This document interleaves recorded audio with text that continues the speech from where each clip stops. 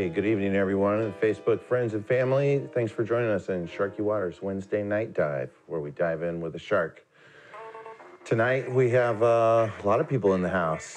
Shout your names from the back. Travis. Sam. Trevor. We've got Cassandra Bryant for our Shark Attack commentary. We've got Deborah Gross, as always, right here. Daniel, the sparring partner to our guest back there. And as always, we've got Eric, the clock doctor, in line, keeping us in line and on time. And behind the scenes over there in a massive pile of wires and gadgets is our producer, Tor. Thanks for being here, everybody. Tonight, we're going to do the same old thing. Eric's going to flip our timer. We're going to have a 30-minute open swim where we're going to interview a little bit of with our guests and talk about a little bit what they're all about. We're going to do a warm-up drill, throwback from season 1 that I forgot about, that I wanted to redo. And then we're going to do our Shark Attack race to 7 and 9 ball. This guy says he usually plays at 8 ball, but he's ready to play some 9, so we didn't change the format any. And then we're going to let him have a stab at the break pot. That is $65, it'll be $75. So, sponsored by Clean Slate Billiards. And thanks to our co-sponsors, the Tipsy Tomato. Tables are all put together there, and the leagues are going. So good luck to all the players there. Tony Gordon, everybody. Tony and I met on the streets here, bringing in, man, we're huggers around here. Yeah, we were huggers there too. We hugged on the street, I think. Yeah. We met, my company, Clean Slate Billiards, built a Gold Crown similar to this thing. It was the exact same table, except it had 4 ashtrays instead of 1 in the corner pieces. And the playing field is awesome. 4 inches wider and 8 inches longer on that one we played on that day. Yeah. But this table is like kind of my pride and joy. I like the color. You can't tell on the cameras, and you may not be able to tell from the bleachers, but we've got 2 little nicks in the felt. That happened from when we built the lighting, which was a huge demand from season 1. It turns out we were like living in a cave here playing without those lights. But they're on now, so no excuses. We know someone who will get that fixed, but in the meantime, we'll play it the way it is. This drill that we got, it's called Shot 1. We did this on season 2, or episode 2 of season 1. And what happened was on episode 1 of season 1, we had this L drill, and the pressure and the nerves of putting it all together in the very first time for everybody, I was like really awful. And like several tries to try and pocket a couple balls doing this drill, and I just couldn't do it, you know. And then finally was like, well, that's enough of that, you know, and we moved on with the show. And then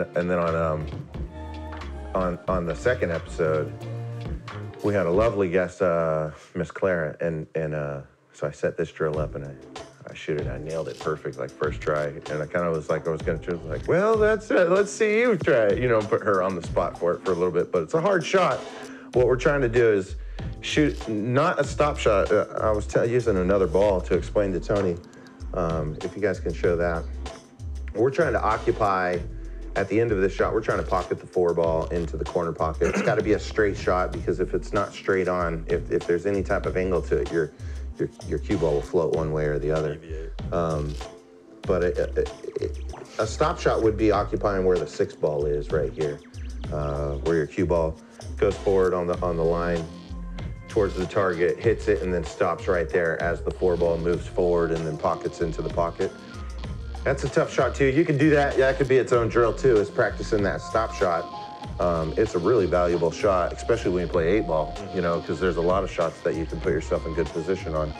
But what we're gonna try and do is shoot through that point and actually occupy where that target ball is, the exact spot where that goes. Kind of just float through that point and live right where that ball is.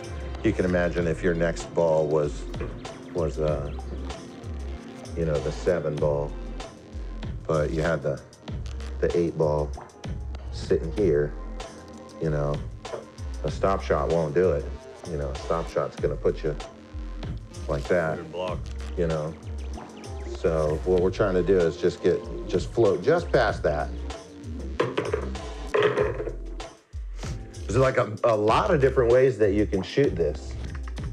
You can shoot it with not a lot of power, but a little lower than center on the cue ball, and kind of slide that backspin and find that finesse point where it just makes contact and then slowly rolls forward.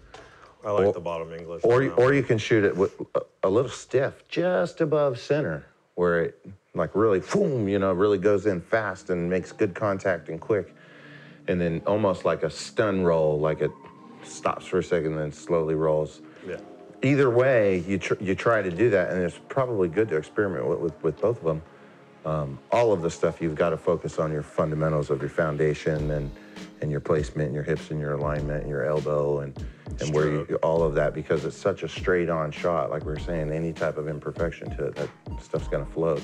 Either the object ball is going to float off of the target, or the cue ball, or the cue ball is going to float off of the side. So I'll give it a couple tries here. I'm going for a little lower and soft, like you said. I kind of prefer that style too. Yeah. I think that might have been a little far. Yeah, I think it was a little far forward. I think we were probably here. With the bottom, it feels like you can control it more with your speed. Yeah. And just keep the contact point consistent. I'm gonna try it with the top, with just. Well, that's all right. We'll give you a couple extra minutes. We're pretty flexible around here. Get excited about that. The only thing you can't get back, time. That's absolutely true. All right, so I'm going just a hair above center, same alignment, foundation. I kind of came off to the left though. Let's see you do it here. I'll send it your way. So I didn't hear you off mic before the show started. I didn't hear if you said you did do drills or not. You said no. I know. I was funny about that. I liked learning from experience, so I would just roll the balls out and try and run out every time. And I think over the years, I just figured out a lot of the. First was the angles, and then after that was the ball control. Nice. A little bit stop shot there. there. That one stop. I need to go a little higher. That one. You're trying the top spin method? No, that was bottom, but it was too far bottom. Okay. I think that's why I was saying I like that one, because you can control it with your speed. Nice. That was really good. This shot doesn't look like much, but when you get down on it and you start shooting it, and then and you know it's hard, but once you get dialed into it and you start pocketing it a couple times, and then you can start pocketing it the couple different ways that you can pocket it,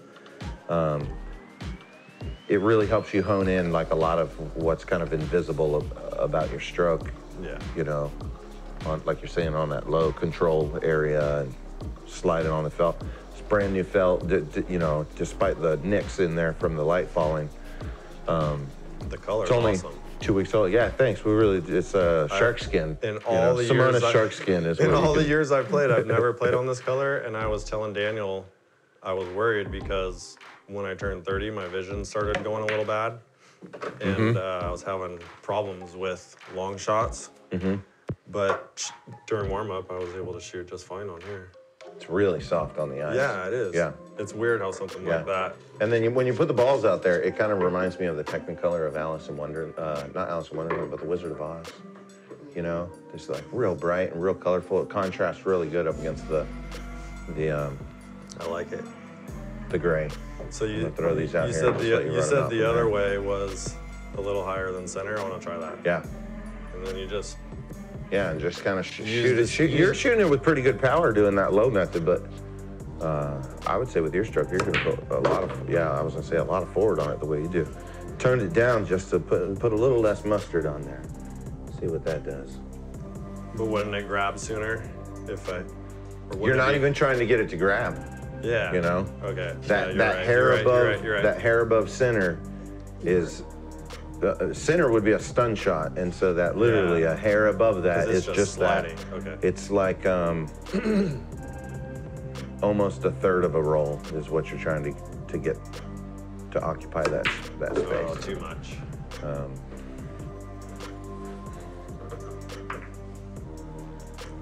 Let's go to a different pocket. Try a different pocket. Try that pocket here. And then once you pocket that one, go ahead and try and run them out. I'll put the other ones out there for you. I did the same thing when I was younger, and when I did it. It wasn't until I met this Filipino guy. Test my mistake. Yeah. Right. I met this Filipino guy in Hawaii, and I would always try to use right or lefting all the way. Yeah.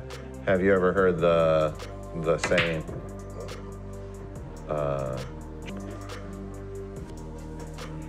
So going back to you know, playing on the 9-footer, we built that table. There was the long-running jump to that story for people who don't know is there was call it an auto salon. They do like paint jobs and dipped colored rims and powder coating and anything and everything you can do to kind of fix up and dress up a vehicle. And so they offered a lot of art space to artists to go out and create a space where they could promote their art and sell it. And they kind of did an open broadcast across social medias on, you know, calling all artists. And so I responded to him and was like, well, let me ask you, do you think building a pool table is considered art? Because I could bring a pool table there, and I'm certain that would like help with your draw of attention or whatever. So we brought, you know, long story short, long story long, we put a table together out there, and we were out there probably about 45 minutes or so before Tony walked by. And I was shooting just like this, and the table was set up long ways like this with these little counters on one side and a main road with a sidewalk. And so I'm literally like walking on it, and he's like, want to play for $100? And so little did he know, go ahead. I had just sold the table. And the people who bought it, we had this thing that little kids were gonna marker all over it on the felt and draw, and it was kind of an art expo thing, so we were trying to make it as artsy as it was, you know. I was like feeling like I pushed the envelope on the like pool tables are art thing, although I believe that. And it had this real classic orange paint job that Brunswick originally did. And this guy didn't want that touched. And so he's like, well, what do I gotta do? I gotta bring you like a deposit before, you know, maybe keep the kids off of that part. I'd like that orange part. I don't want you to change that. And I was like, hey, you bring me a deposit, it's yours. We'll just put them on the felt and I'll replace the felt for you. And so, meanwhile, all of that had happened before Tony walks by. I had this guy's like several $100s worth of deposit in my pocket. And so he's like, want to play for $100? And so like, without hesitation, I was just like, puts the $100 bill out there and was like, rack him up, man. And so he's like, well, you know, like, what are we talking here? You know, we're trying to figure out like the race and how many games we're gonna play, and I don't know what you were carrying, but you had your hands full of shit. You know, I don't know what it was, but you were like, are you gonna be here later, or are you gonna be here at 4 or whatever? And what? And we wound up doing. I was on my lunch, that's why. Yeah, I was on. Right. I had an hour, and I was trying to drum up business for photography since there happened to be a car show right there. Right. Okay, so we'll get to that part, but we wind up negotiating one game of 8-ball on $20, and it was like 2 innings. I didn't give him much. I took the money pretty quick, but he was like really gracious about it, and the entire time I was playing, he was talking about how he didn't mind losing the $20 and that it was all about like being able to play like in this environment, in this setting, and you know, who the heck am I? And so I started telling him about the show, and he starts telling me about his work. So you went out there to go drum up. I thought you were working out there. No.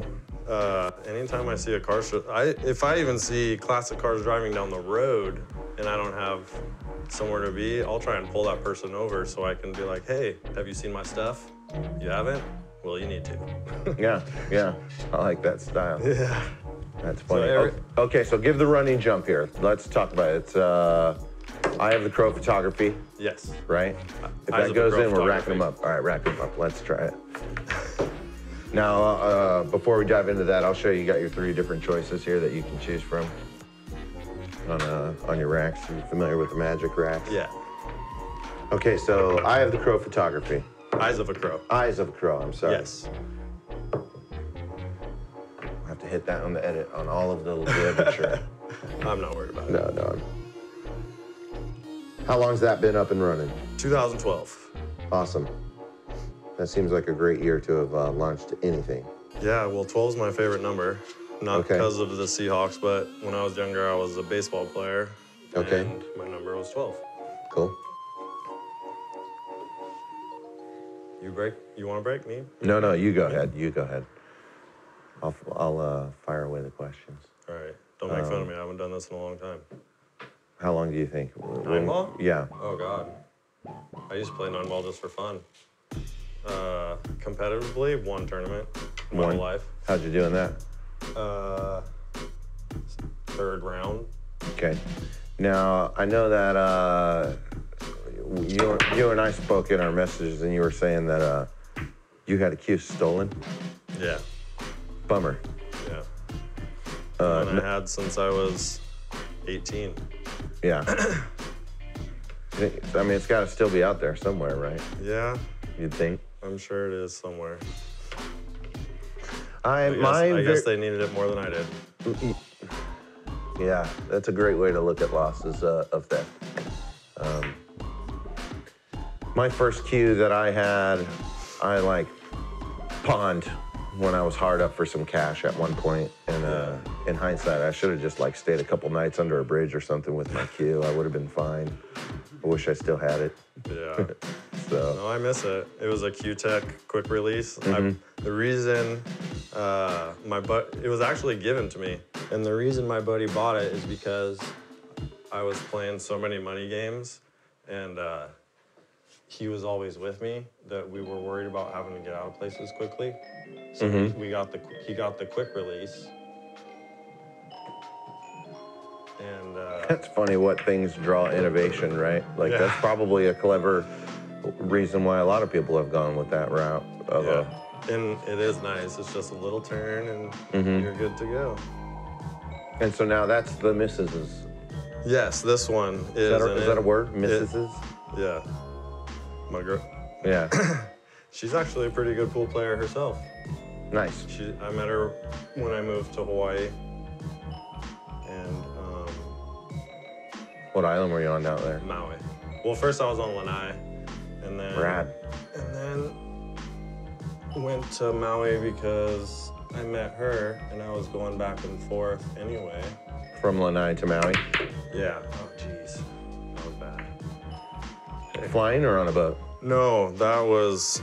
I should write. I did a post saying that I should write a book because I had so many experiences that a lot of people don't get to do.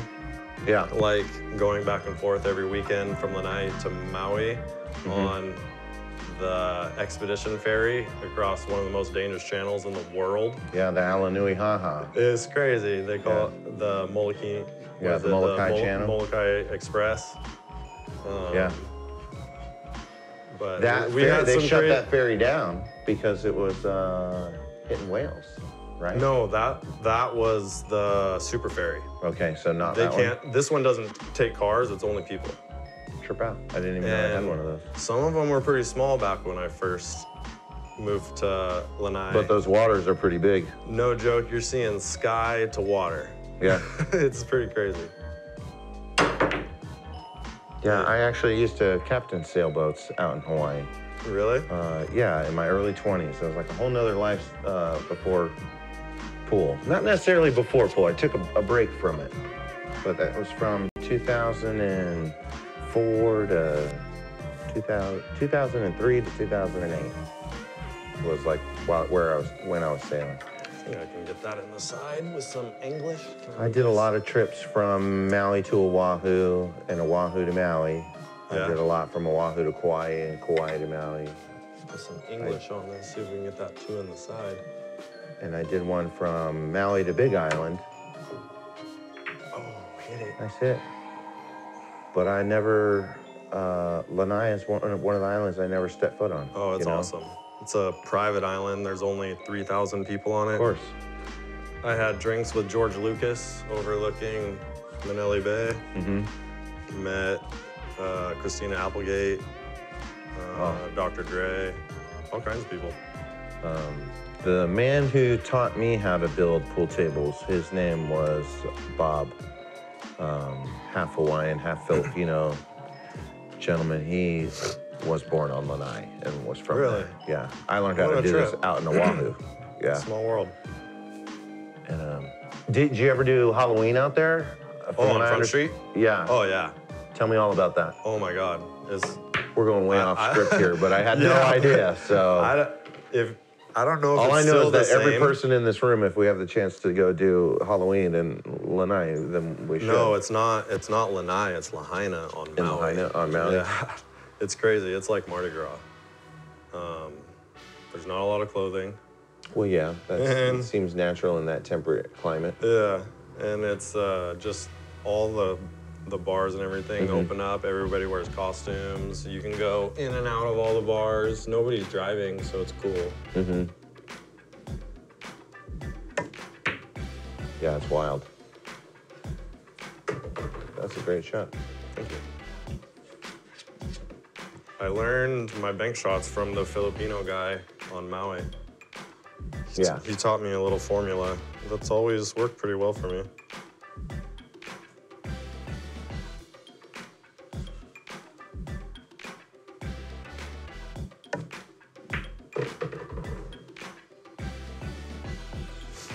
Okay, so back to what you're doing now. Yeah. Sorry, that happens to me. Well, actually, now I'm the marketing manager at Sunset Auto Wholesale. Okay. I got the job because of my photography. I was selling cars and stopped doing that and got out of the car business and went and just did my photography basically full time. And then my friend told me, because he knew I was looking for a job, hey, a guy we went to high school with is hiring. He's looking for somebody that does photography and video. I think he'd be perfect. So I went and met him, and I've been there for 2 years now. Sweet. But the photography is awesome. I never stopped doing that. I do a lot of private shoots now. I don't really do a lot of shows.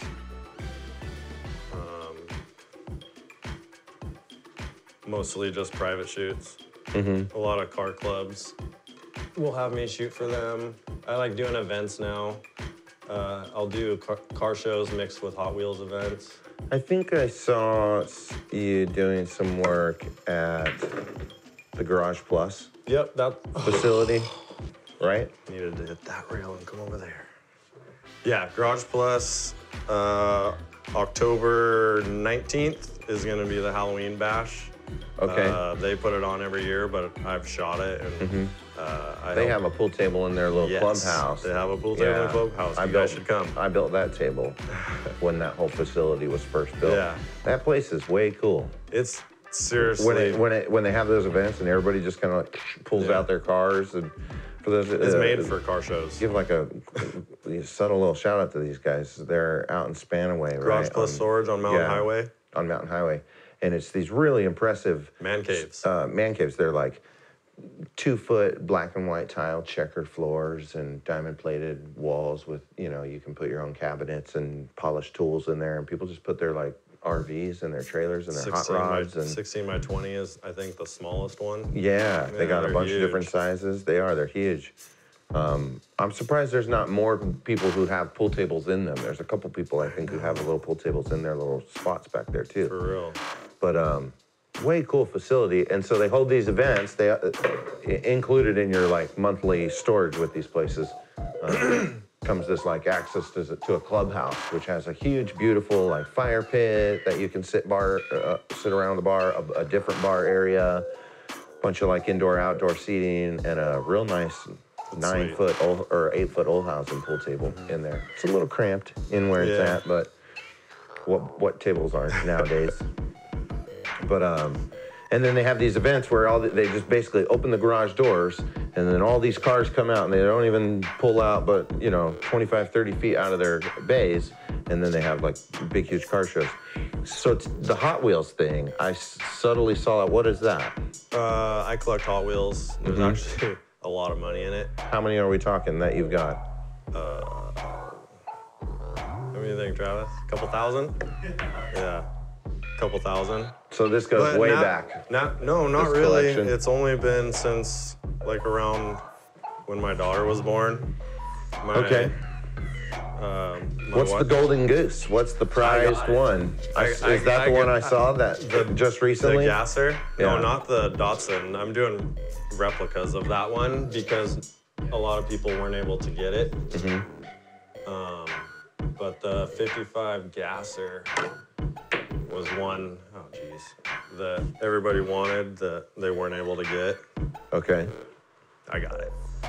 So it's a matter of rarity to them? Yeah. Well, you have to be a member of the Red Line Club to even be able to buy that one. And then the car sold out in 5 minutes. All 10,000 of them. That's wild. And so what do you take the photos and then edit them? You do Photoshop? Yeah, so you got a big background in that? That's what I'm most known for. I've been doing graphic design for 20 years now. And I grew up around classic cars because my dad was probably one of the most well-known classic car sellers around, but they weren't classics then. They were hot rods. Okay. Yeah, fair enough. Yeah, right. Time. The So transcending of time is what changed the words of it. Yeah, I literally learned how to drive in a, I believe, 64 Shelby AC Cobra. Wow. With a 427. Wow. Yeah. Did that have one of those scoop down hoods? No, the AC Cobra is the small car. Okay. You know, I know what you're talking about. But didn't they have that hood that goes down? Yeah, it goes down, and then the headlights still kind of go out straight. Yeah. And you can get the hardtop for them, but most of them, Hey, quick shout out to Christine in the chat room who found our hidden shark. Christine, go ahead and send us a direct message with your address where we can send your Sharky Waters sticker. How many cars do you think you shoot a year? I don't know about a year, but total, I'm over 500 for sure. And that's not cars that I've shot, because I've shot, I'm saying signs. I've probably done 500 signs. And that's what I'm most known for. Like the one I told you about, the Copper Caddy I did for Dave Kindig. That's my most famous one. Yeah, take us back to that, because that was all prior to the show earlier. Yeah. So I was shooting the Northwest Rotorama at the Puyallup Fairgrounds, and nice shot. I got it at least, right? That was nice. And Dave Kindig was gonna be there. Okay. And the Copper Caddy, I don't know if you guys know about that car. It's a beautiful 60 Coupe de Ville. Copper Caddy, Eric, can you pull that up? $1.7 million car. Every bit of it is the paint's candy brandy wine, I believe. Okay. And the interior is amazing. Every bit of it is done in copper and chrome. Oh yeah, that's a cool looking car. It took years to build. Wow. Yeah, you guys can look that up, do your own research there. But Dave was at the, I think it was the Portland Roadster Show, because that was the one before the Rotorama.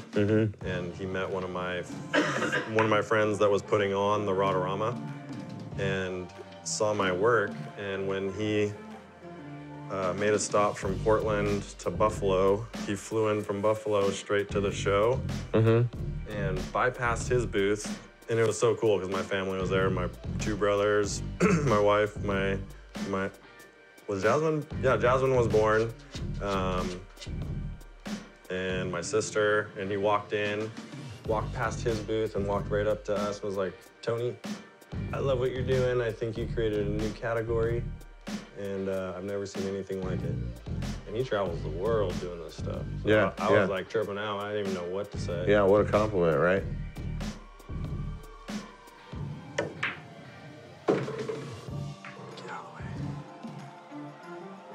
So when's that shit happen? I already did it. That was you did that it. was a couple years ago. You might be able to find it somewhere online. I'm not sure. That's a problem.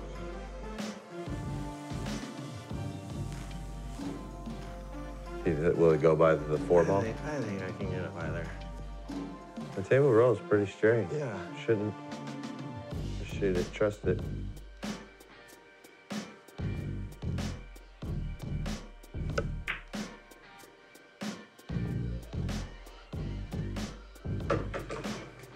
Yeah, great shot. But now look. Wasn't sure if I was gonna get there. That was awesome. Oh, these are the worst shots for us short guys. They're bad for tall guys too. Don't get it twisted. That's a horrible situation for anybody. Oh boy. If you shoot this shot half as good as you shot the last one, you'll be fine. That pocket's pretty forgiving down there. Nope. Nope. Yep.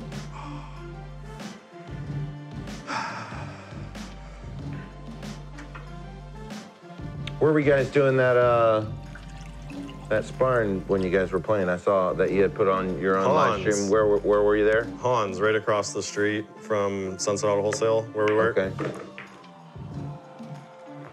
I don't think I. Yeah, they do. They're total. Yeah, they're real well done. What is it? The French dip. I literally get the French dip almost every day I go there. Well, if I go there, I do get it.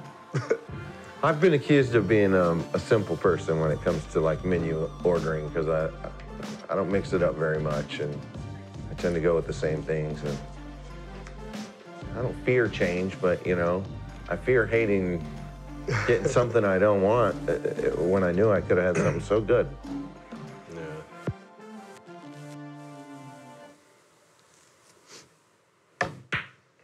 Oh, you know, I was sitting there thinking in my head about the tip of the day and how you were gonna say the tip of the day was make every shot count, and then I was busy thinking about that instead of making my shot count. Okay. That's a cool shirt. My boss actually had it made for me. He's really supportive. It's awesome. Yeah, yeah, that is awesome. No, it was cool. He had 2 of them made. It's got my logo on the back. Yeah, I saw that. I like my logo. It took me and my wife a couple hours sitting on the couch trying to figure out what was gonna look the best. Right. I think I'm gonna simplify a little bit because now I mostly just use my PNG of my autograph.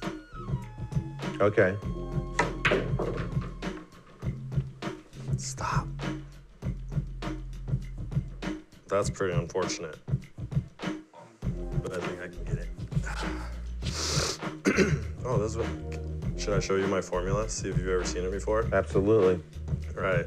So it's a little different for the kick shot, but the way he taught me was 90 off of the target ball, and since I'm kicking, the target ball would be the cue ball, I guess. And then you go to where you would have to hit the ball, and then cross pocket to the target ball, and the intersecting point 90-degree off. Here, I'll so which is right around. I'll hold that point for you. Do the angle. Okay, you're so right. it's 90 off of here, and then from there to where you would make contact. So which Right would here. be there, and then the intersecting point from here? the cross pocket to no, from there to the target ball. I'll show you on a bank shot too, but Okay. this is, and then slide it over more towards the outside edge. Yep, right there, and then that intersecting point, 90 off of there, which is basically right about there. Okay. Does So 90 we'll see. off of that intersection. You just Yeah, go straight 90 to the off, yeah. rail from here, from Yeah. that intersection. So Okay. we'll give it a go. All right, fire away. Send it. Ooh. Did not work. I think. I'll warn you that that system probably is more accurate than what you displayed because, truth be told, these cushions are really old. We didn't get a chance to redo those like we normally do for all of the Sharky Water tables, but at some point, maybe in the next season or maybe like mid-season, that'll happen. We'll figure out how long those nicks in the felt drive me crazy. I think I should have. I think I might have put a little bit of right on there too, on it. Incidentally. Yeah, pinched in that angle a little bit. You want to set it back up? Huh? You want to set it back up? I mean, that's what the open swim's all about. Okay. You know? Yeah, we can. Yeah, here, try it. Here, let me show you with an actual bank shot. Okay. Because then it's easier to break it down. Go for it. So, say right there, you go 90 off the target, and then from the target to the pocket, and then from cross pocket to the ball. To this ball? Yeah, to that ball. So you go from out there to the center, and then that intersecting point, 90 off of there. So this intersection to here. So like right about here. Right around there. It's interesting. A little off. Doesn't work. Doesn't work. Let me try. We've got it. Well, we're out of time. I'm gonna try it one time real quick. Yeah. I've got it. It works out better for me if I just eyeball it now for some reason. Yeah, yeah, When of I course. actually measure.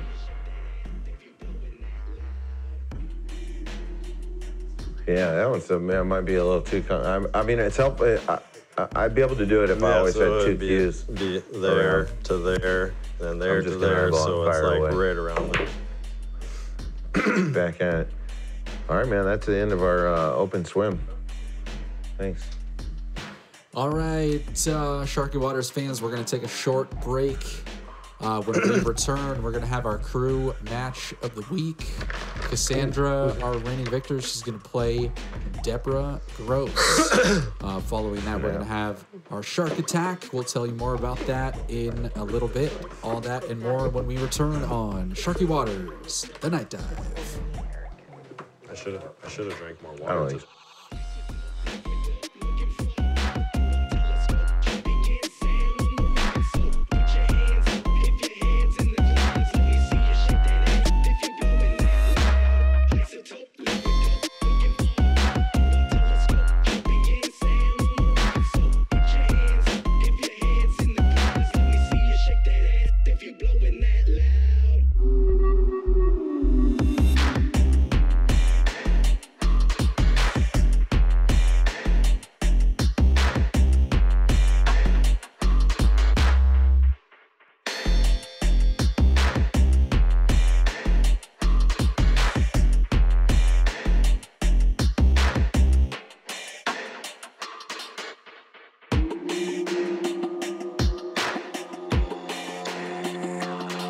We would like you to post about your experience.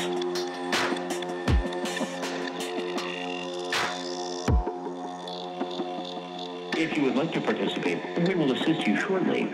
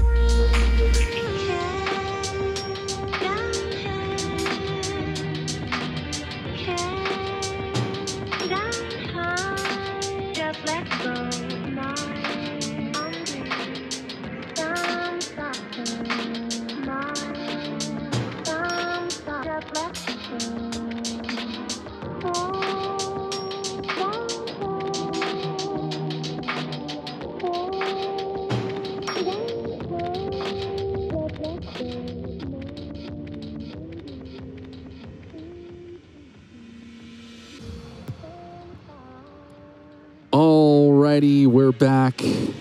Cassie versus Deborah. Cassie's going to flip the coin to see who starts.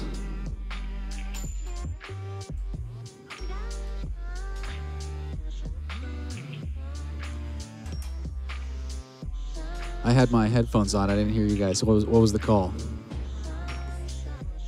Deborah called crown and won the toss, so she'll be breaking. Thanks for the recap, Cassie.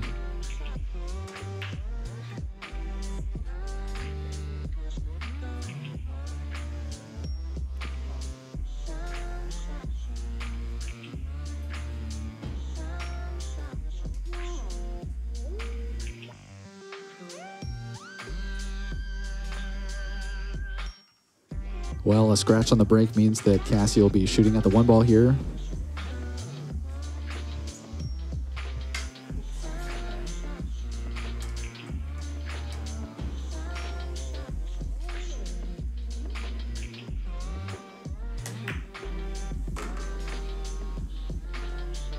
Easy little corner cut off the ball in hand, and good look at the two.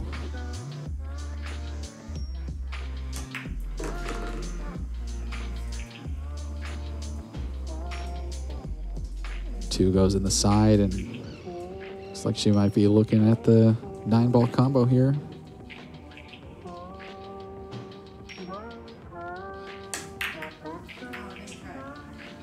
Barely missed it. Hangs that 3 right up on the rail, though. That's not an easy shot.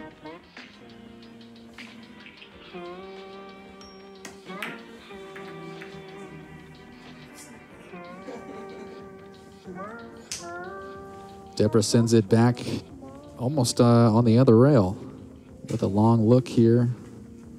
Pretty straight on.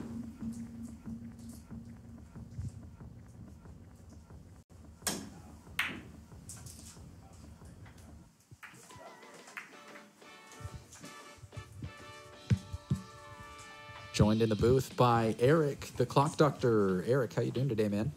I'm doing great. How's everyone else out there? Doing good. Not you, Tor. I was asking about everybody else. So you're not supposed to answer yet. Oh, I'm sorry. Yeah. And then now Tor. How about? Doing well, thanks, Eric. Deborah goes for that corner and narrowly misses the 3.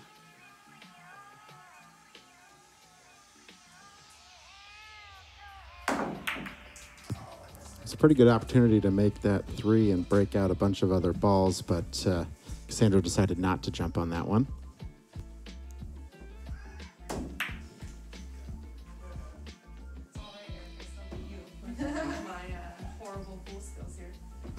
Very true, very true. I am no longer playing in the crew match because Cassandra took me out what was that, 2 weeks ago.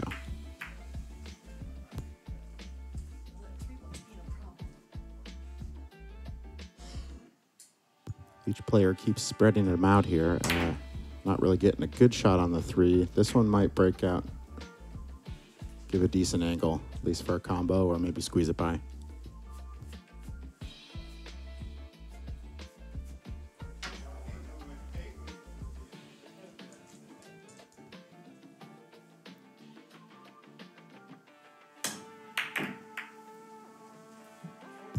Looked like she was going for the combo there.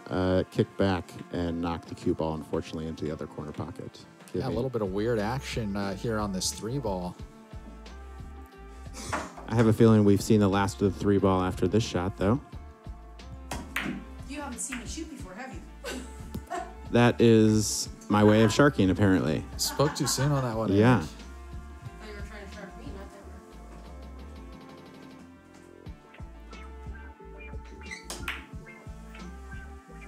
Deborah. Nice slow roll down the table, but catches the fins and pops out to hide behind the 8. She might be able to see a sliver.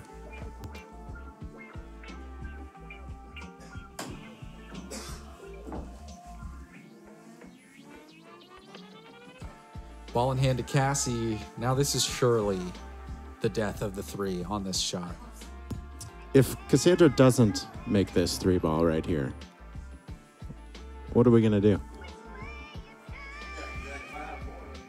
Keep shooting at it, I guess. Were you looking for a bet or what's... I was giving you an opportunity for something clever. Yeah, you got to give me more heads up, man. I got to prepare for my cleverness. And as Cassandra cleverly pockets the 3-ball in the corner. Ooh, great kick shot on the 4. Almost pocketed it there. So close.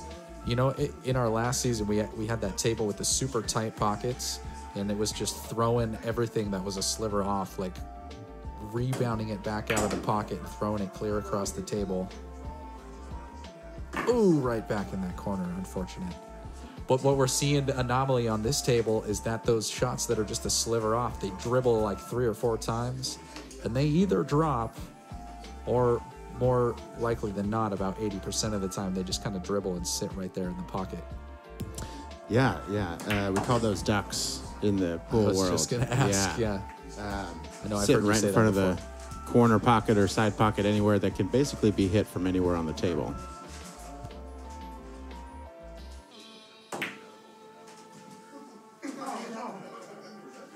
Try not to scratch this time.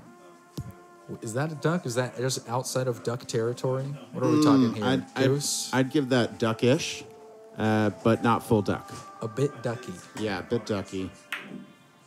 Doesn't matter for...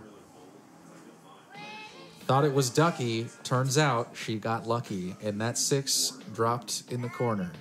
I'm glad you had a chance to take a look at your clever notebook and pull one of those out.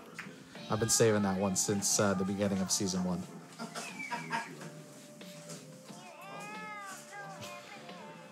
Cassandra's back up at the table looking at this 7-ball. You know, jumping back to those ducks that get stuck in these corners a lot, sometimes those can be, they look like easy shots, but they can be difficult shots to get the right leave off of afterwards, because they're so close to those cushions in the corner usually that, yeah. Yeah, I find it's like a lot of English or a really hard hit at an angle that keeps them safely out of the way of like scratching the cue ball as well. Jordan in the chat says he also calls them hangers. Hangers, I like that. Yeah. Throwing out some hangers.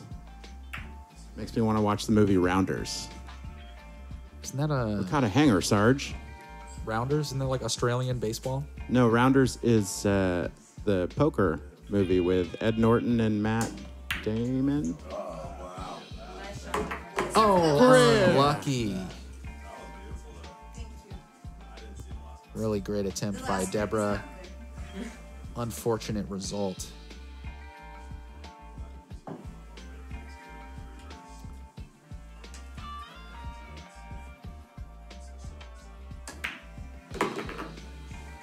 Cassie makes easy work of that 8 in the side pocket with ball in hand, and she's got a good look at that 9.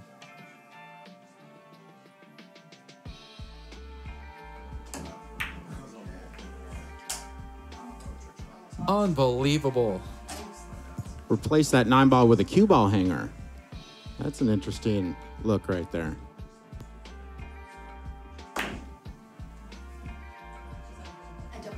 Oh. Looks like she called out a double hit on herself, which is a scratch. So ball in hand to Cassandra on the 9-ball, giving herself not a straight-in shot, but almost. Yeah, and you won't see her miss too many of those. Cassie, for another week, will stay as the leader of the Sharky Waters crew. Nice playing, both of you.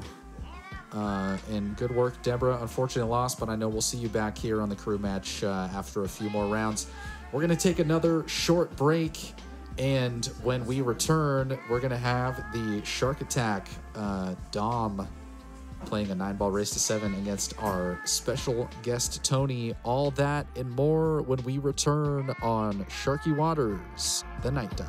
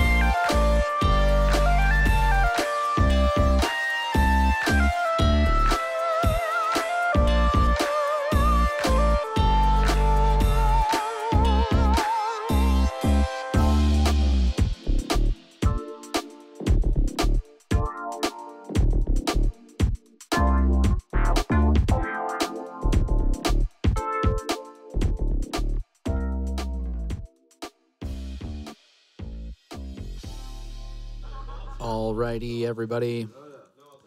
We're back at Sharky Waters for the Shark Attack. I'm here live in the commentary booth with Cassandra Bryant. Cassie, how are you? Good. How are you? Super good. Looks like the boys are going to lag for the break. And Cassie, do you want to run us down the Shark Attack rules? Absolutely. It is a 9-ball race to 7. Obviously, they are lagging for the break. You must make contact with the lowest ball first. Any ball must hit a cushion after contact. The 3-foul rule is in effect, and the 3-foul rule means that if you make a foul 3 times in a row, or your opponent does, then it is the other person's game. And then winner breaks. And now with the 3-foul rule, you have to call out the fouls in order as they happen for it to be legal. Is that correct? Correct, but only after the second one, so you don't have to remind them that it's been their first foul. That's kind of sharky, if you ask me. Kind of a dick move. I'm not going to lie, I've done it in a tournament. I mean, it can sway the game, right? Well, he was kind of a jerk to begin with, so I just thought of, polite way of giving that back without being outside the spectrum. Yeah, you had it coming, right? See Dom reminding Tony of our house rule. If you scratch with ball in hand, you owe the house 10 push-ups. It's probably my favorite rule. Hasn't happened yet, though, except for on the season finale. Yeah, it happened a couple times.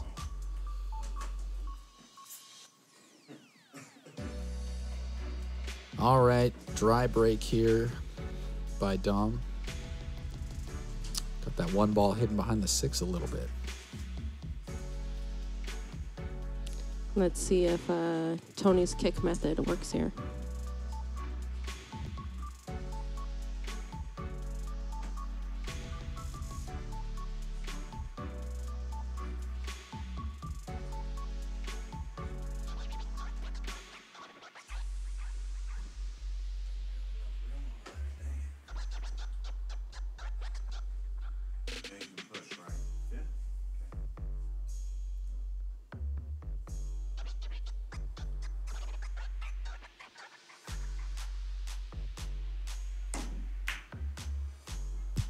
Great hit by Tony. Good hit. But he didn't pocket a ball, and Dom is back up at the table.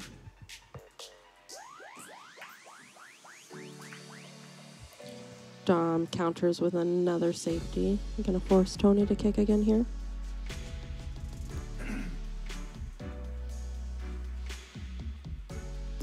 While Tony is mapping this out, I am going to draw a little bit of attention to all of the photos that are down on the ground around the pool table. Those are Tony's photos from his company that he does his artwork. If you have any questions or comments about those, please ask us in the feed, and we will answer them accordingly. Tony missed his hit on the one ball, and Dom has a ball in hand.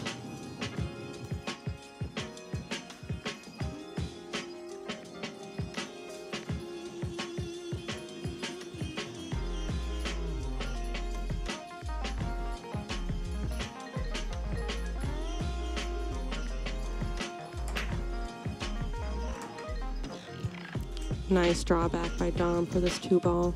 Great shot.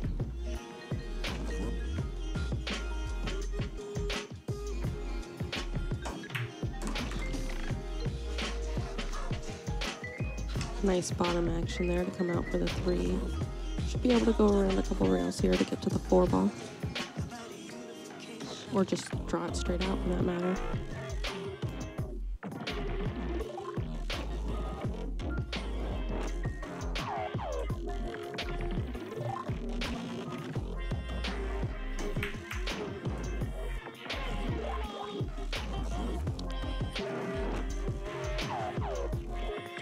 Dominic missed the shot on the 3-ball. Tony's got a good look at it. He's analyzing how he'd like to take this 4-ball.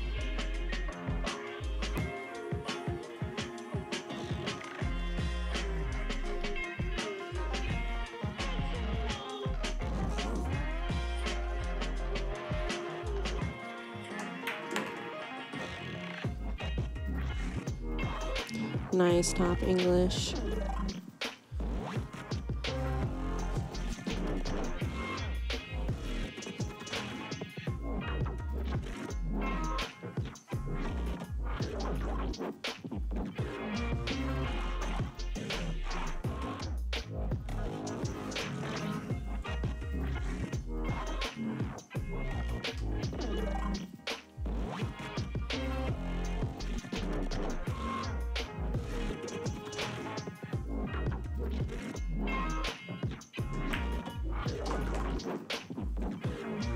Nice shot by Tony.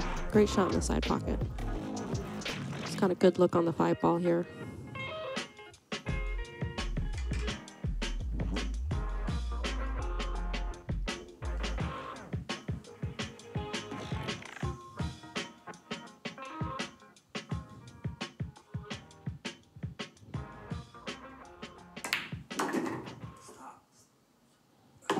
Oh, the cue ball just drifts into that side pocket, giving Dominic ball in hand on the 6.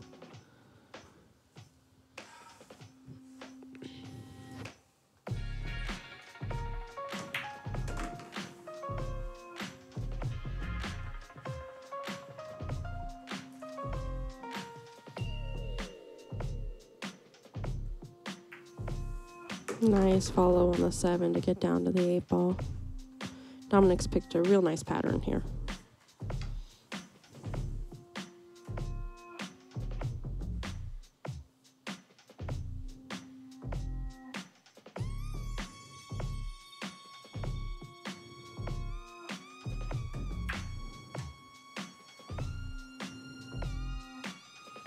Overshot that 8-ball just a little bit, but left a really tough shot for Tony. I think you can only see about half of the ball from that 9-ball.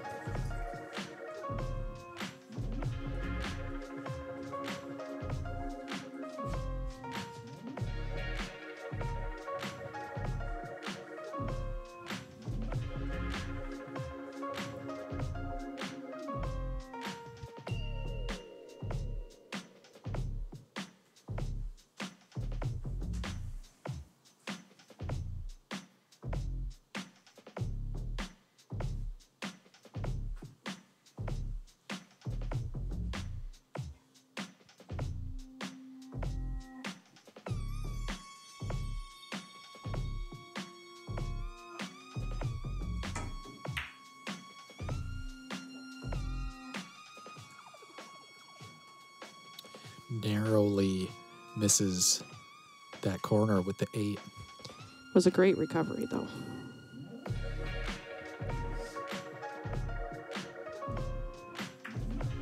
Nice shot by Dominic.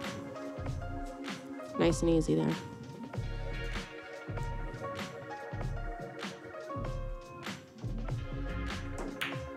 Nice shot on the 9-ball. Dominic is going to be back up to break here. And the score is 1-0, Dominic. It was a nice out by Dom. You know, we've heard him in past episodes talking about his desire to improve his speed and his control, and you just saw a lot of that on those last couple balls there. Absolutely. He's. I'm really more impressed with his pattern play. I feel like his pattern play has definitely improved over the last season. I feel like he's always picking the smarter shot now. What's going to get him the best shape?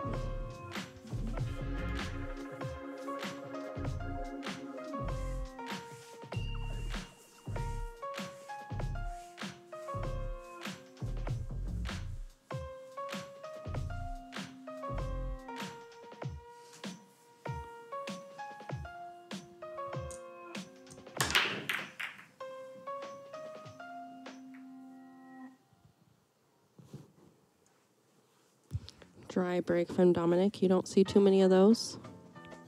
It's normally pretty consistent on that wing ball in the right-hand corner pocket.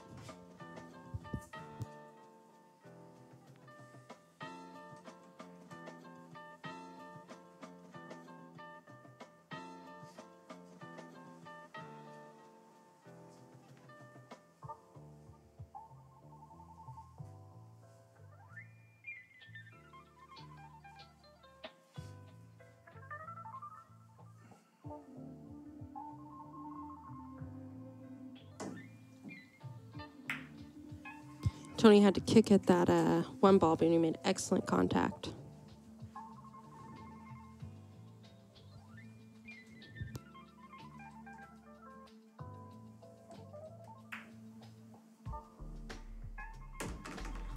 Nice shot by Dominic. Good shape recovery, too.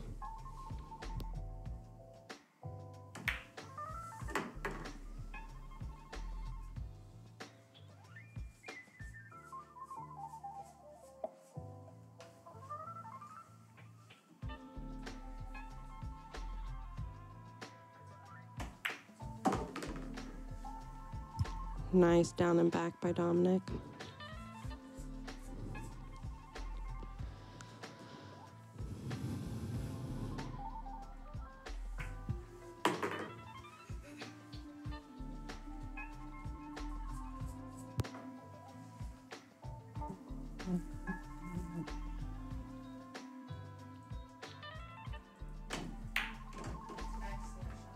Excellent shot on the 5 ball.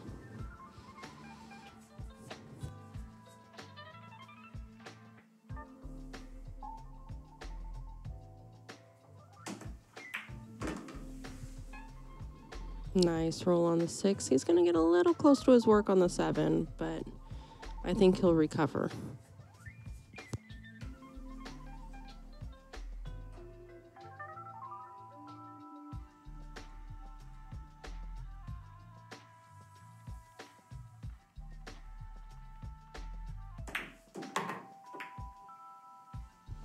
Great shot. He kissed that 9 ball and almost went into the side pocket, but he had a little bit of shape recovery here.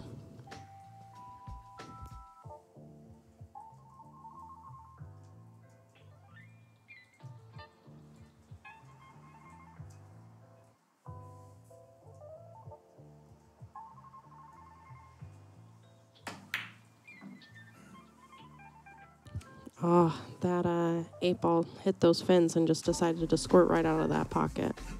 Tough shot for Tony, but a good roll for Dom if he was going to miss that ball.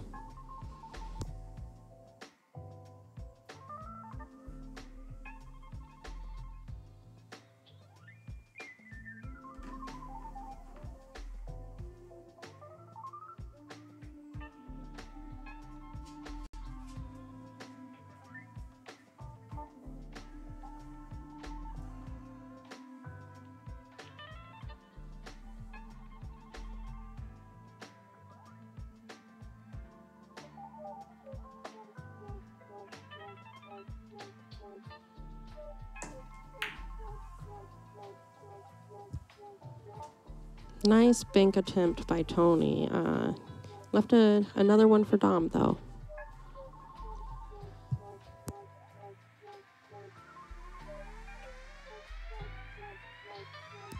Or maybe the tight cut.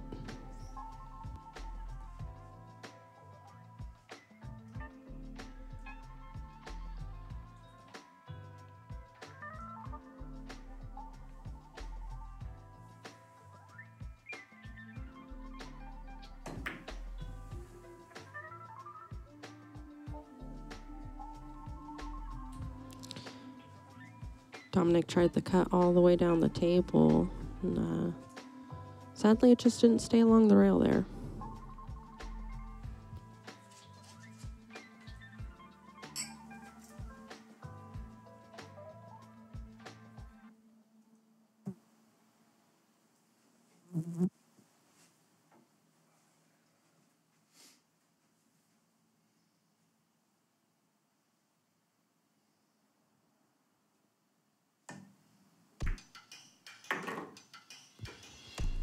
Nice top English by Tony.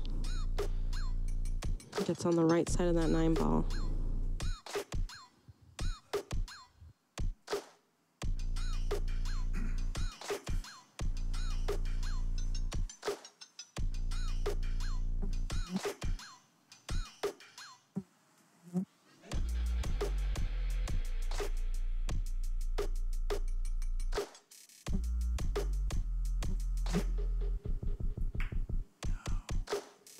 Oh, he overcut that 9 ball just a little bit.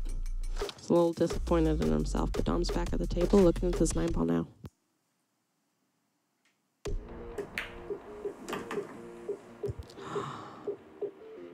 Ooh, Dom hit that fin of that pocket, and it saved him from the scratch. Saved by the fin. I gotta mention this. This is unrelated to the match, but listeners at home with a keen ear or with headphones on, we've got a fly flying around the studio, and he keeps landing on one of the microphones, and it's tripping me out. I'm thinking there's a fly by my head. I'm hearing him in the headphones in the commentator booth, but I can see above the table that he keeps flying around that mic. Such a weird thing.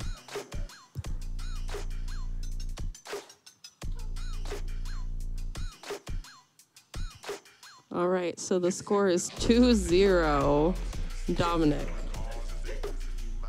Unrelated to that fly.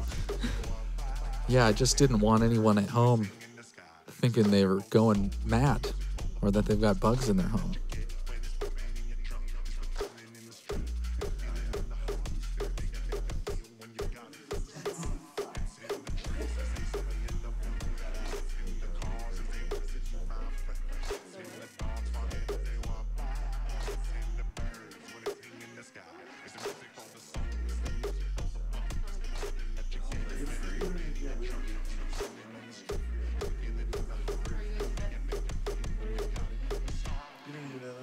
Discussing some side bets here in the studio.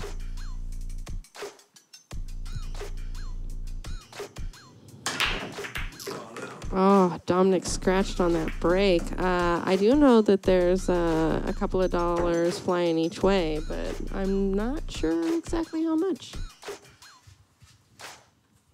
Could be a couple hundred, could be $10. Who knows?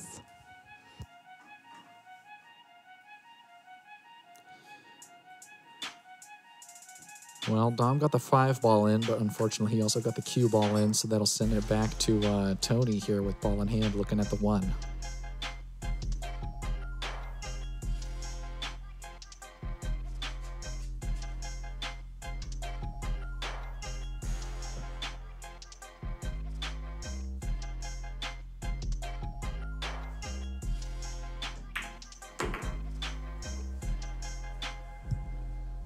Nice follow by Tony.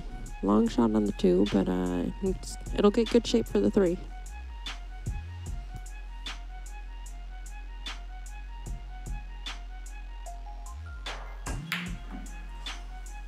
Oh, it just rattles out of the pocket.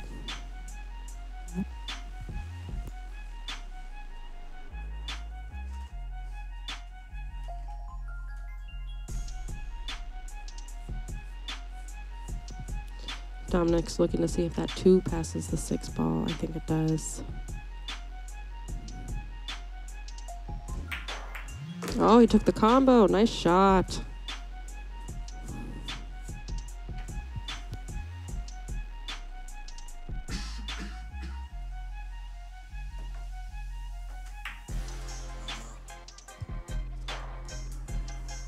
Great speed on the 2 ball, but he overhit it just a little bit, and it hit it a little too thick. So the cue ball didn't travel quite as far as he wanted, and the 2 ball didn't go in the pocket.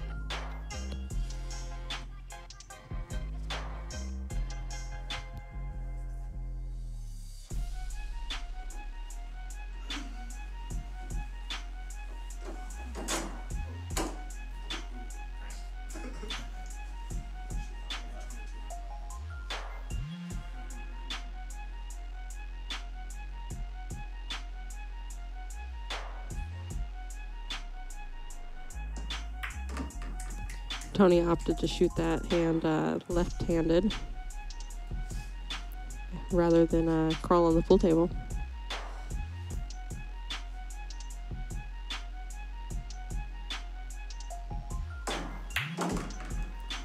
Love seeing the diverse skill set there with the ambidextrous shooting. Makes a pretty long, straight 3 in the corner look easy, too. That was great. Yeah, that was a good shot. Fortunately, he hooked himself behind the 7.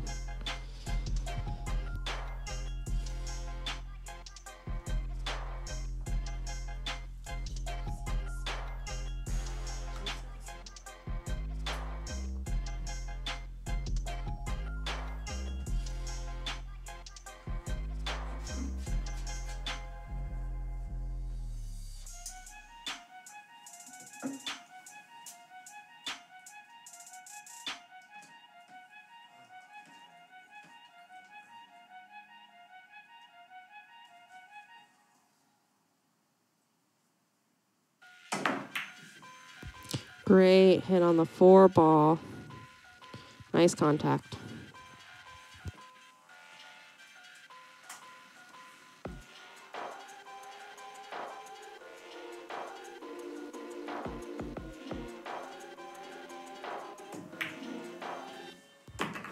Nice shot on the 4 ball by Dominic. He rolled in a little long and got a back cut on the 7. Nice shot. He stays out of that side pocket there.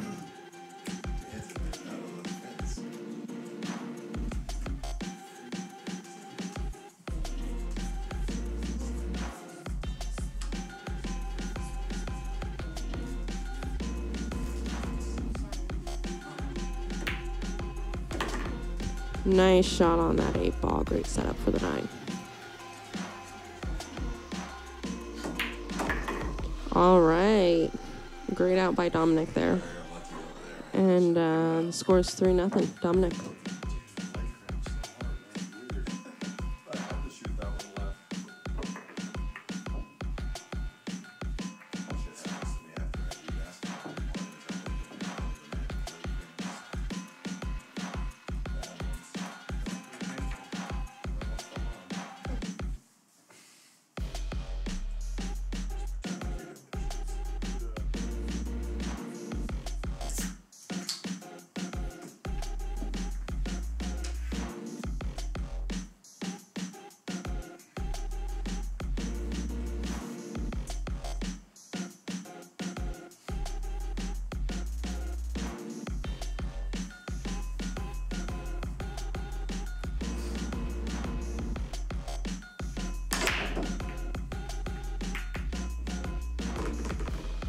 Nice break by Dominic. Looks like he made the 2 ball on the break.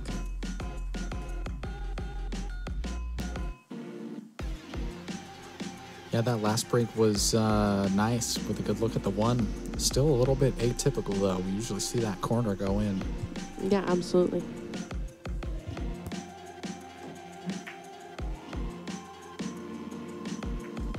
A little soft on that 1 ball and didn't want to drop on the pocket. Ladies and gentlemen, please put your hands together. Let me introduce you to the young grandmasters.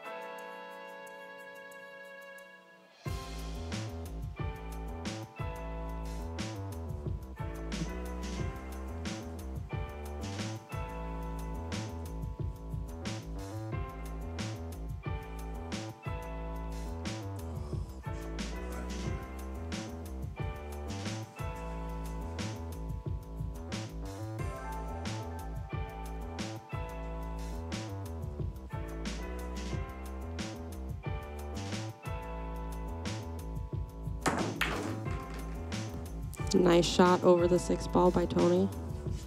I don't think it came out of the pocket the way that he wanted to, but good shot. It's always hard when you're shooting over a ball halfway through the table. We're not all 6'8" and can reach that far.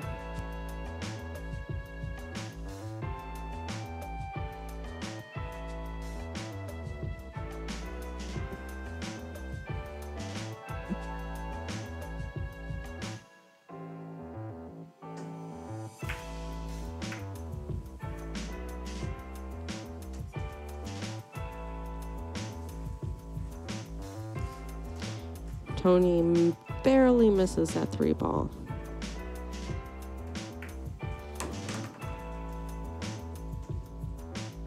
Nice shot by Dominic.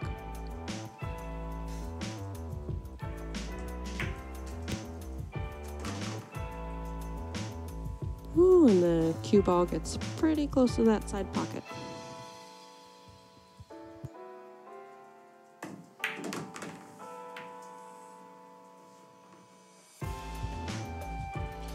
that connection with the 9, set him up pretty good on the 6th ball.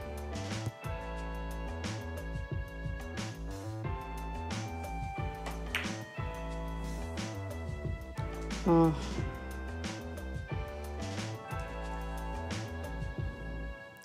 Leaves a similar shot for Tony, not quite as far as distance goes.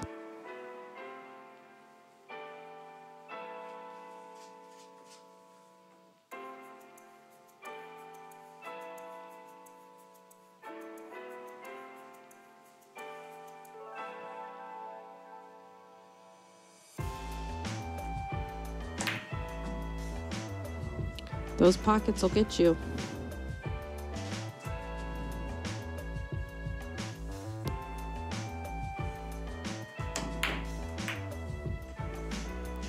Nice try on the bank. The 6 almost goes in the opposite corner, 3 rails.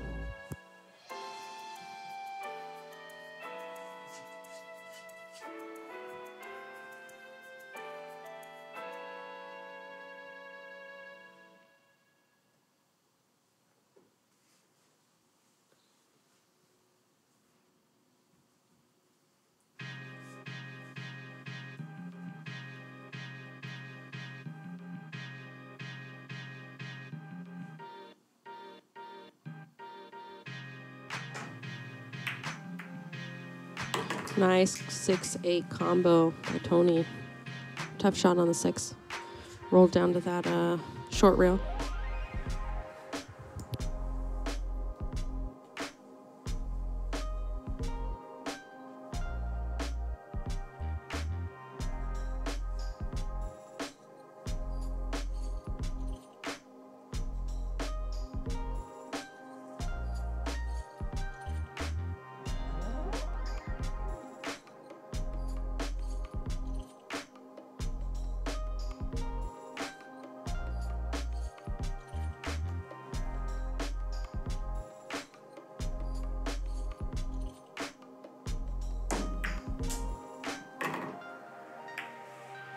Nice shot with some top right English to make that 6 ball. Unfortunately, it collided with the 7, and 7 didn't end up quite as pretty as he'd hoped.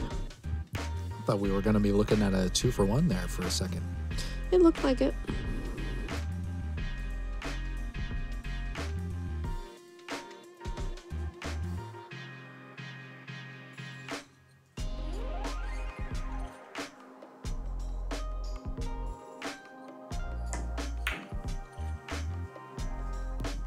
Nice attempt on the reverse bank. Those shots are hard.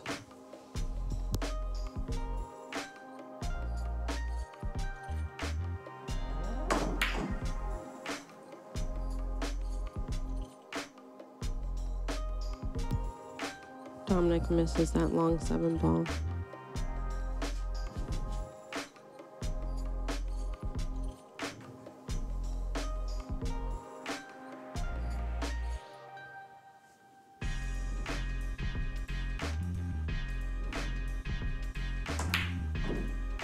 Nice shot on the 7 ball. Good choice to take it all the way down, too.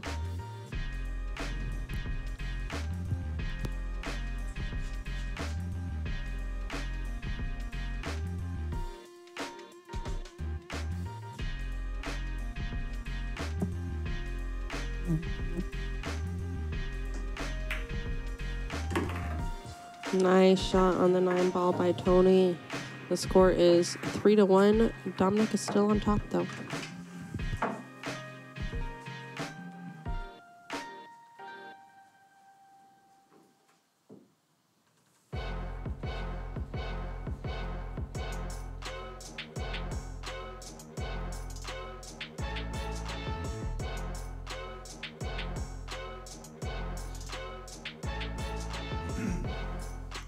Nice work by Tony to finish that one out and get one on the boards, putting him back up to break here. Let's see what he does.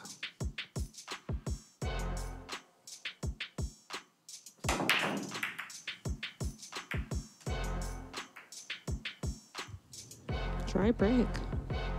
Narrowly avoids a scratch in the side pocket and ends up a little safe behind that 8 ball. It looks like Dominic is going to grab the jump cue.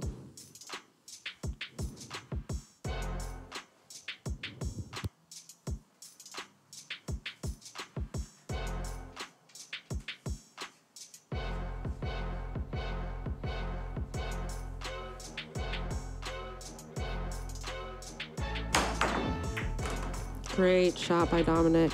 Really well executed.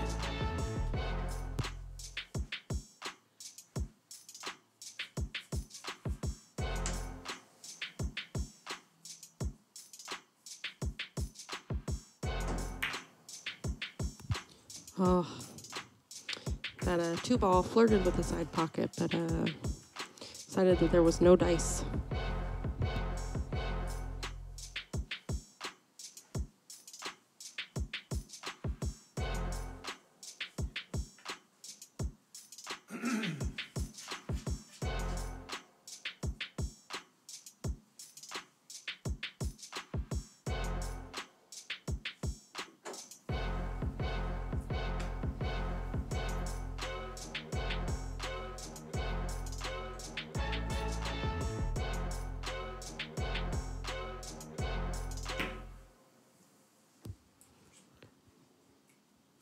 Good safety by Tony.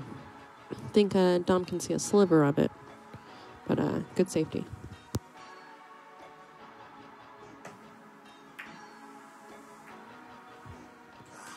Nice reverse save by Dominic, but it looks like he got it there. Maybe Tony can see a little bit of it.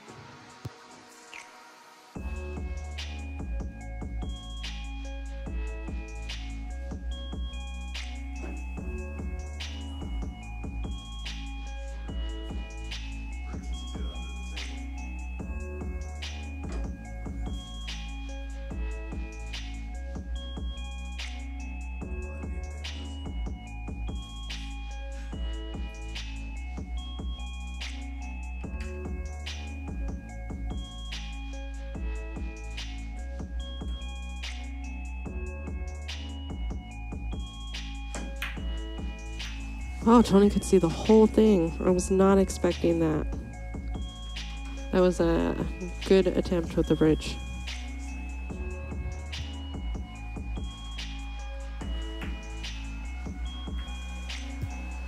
Dominic tries the safety again. Leaves it open.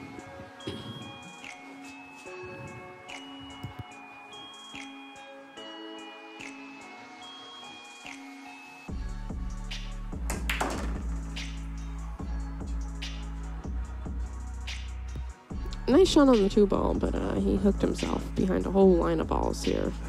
He's shooting at the 3-ball, so he's going to be kicking at it here.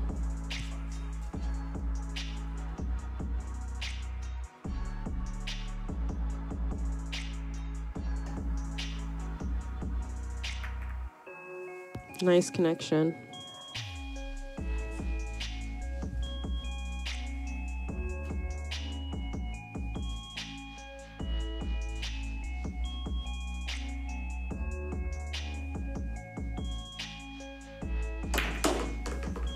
Ooh, nice two-way there by Dominic. He made that 3-ball and also went for the carom attempt on the 9. Still got decent shape on that 4-ball too.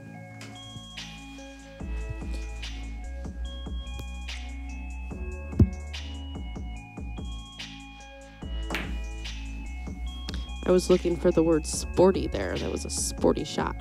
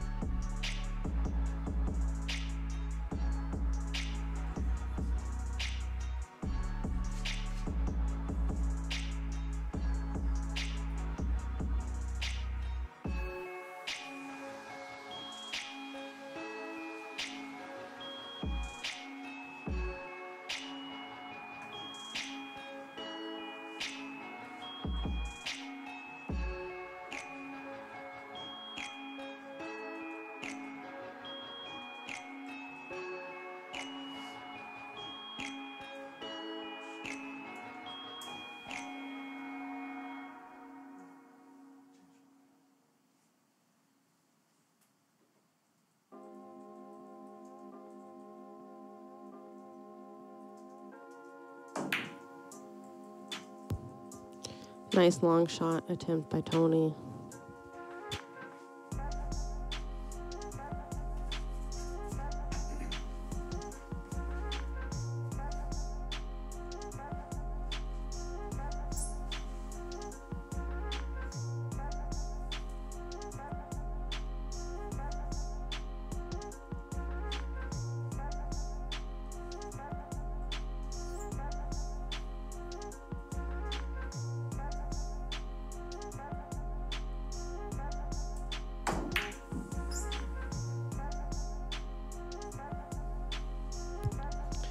Nice attempt by Dominic. He played some good follow through on that bottom, but unfortunately the 4-ball just didn't want to fall.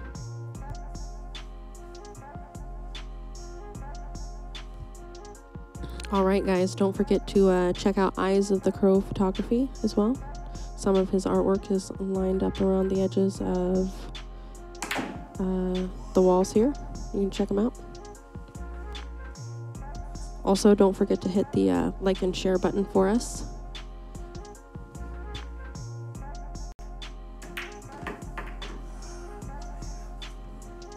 Finally got that pesky 4-ball out of the way.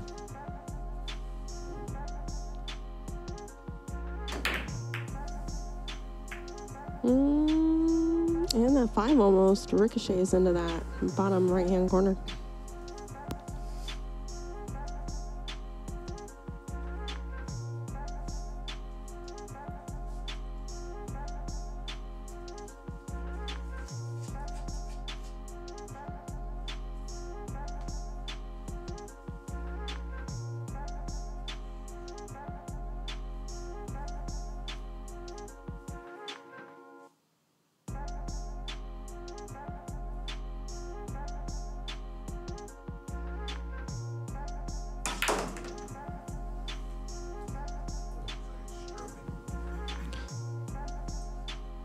Lots of English played on that ball. It is still spinning.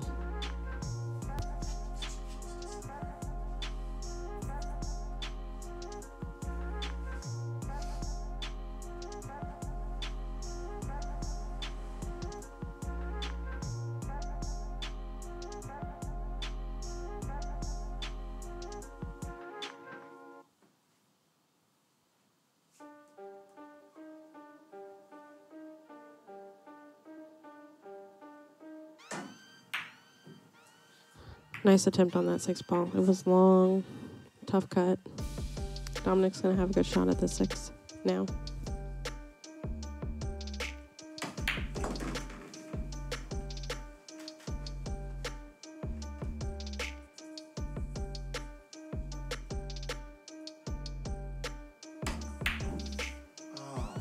Oh, that stop shot just rattled that 7-ball out.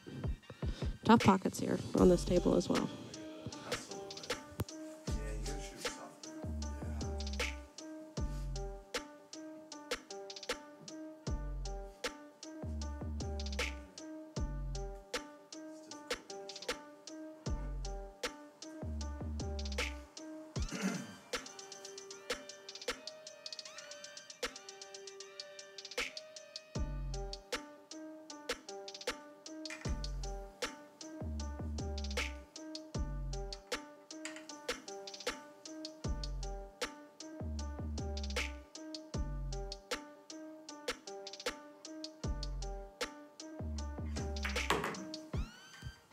Nice shot with the bridge.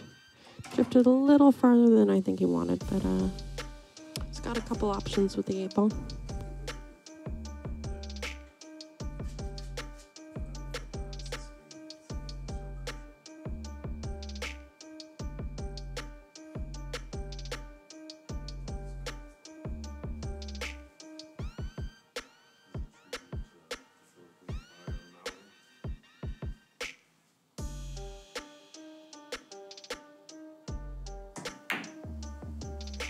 Nice bank on the 8-ball. Really great shot.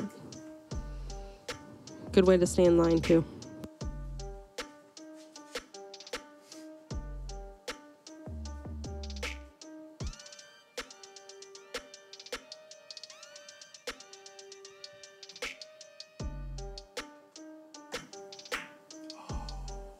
Oh, he just overcut that 9-ball a little bit, and it rolled off of that rail and came back out.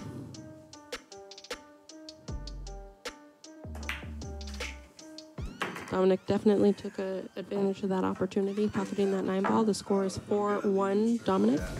Dominic will be back up to break here.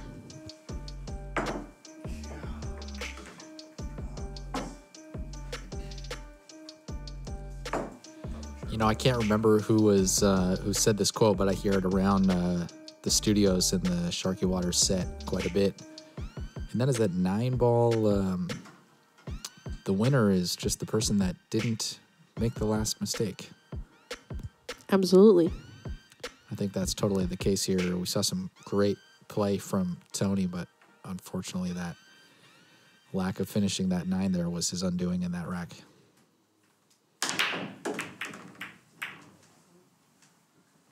Dominic gets all the balls moving here, and it looks like the 4-ball is the one to pocket.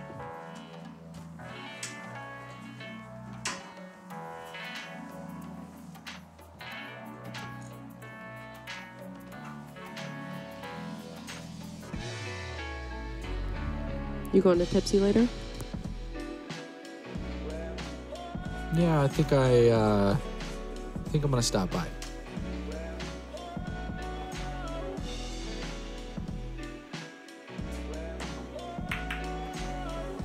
For anybody who doesn't know, Tipsy Tomato is our faithful sponsor for season 2. And we go there almost every week after the episodes.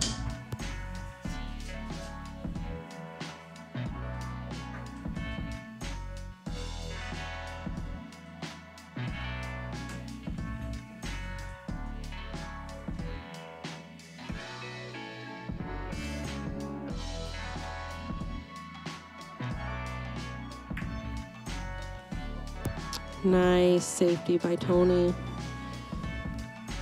I think Dominic can see part of that 3-ball, or that one ball past the 3-ball.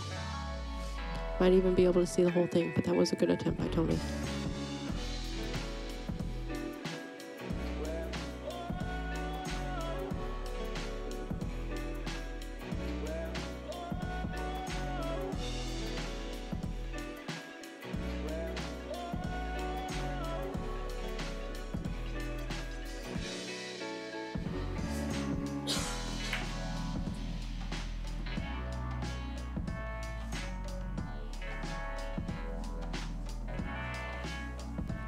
Nice reverse safety by Dominic.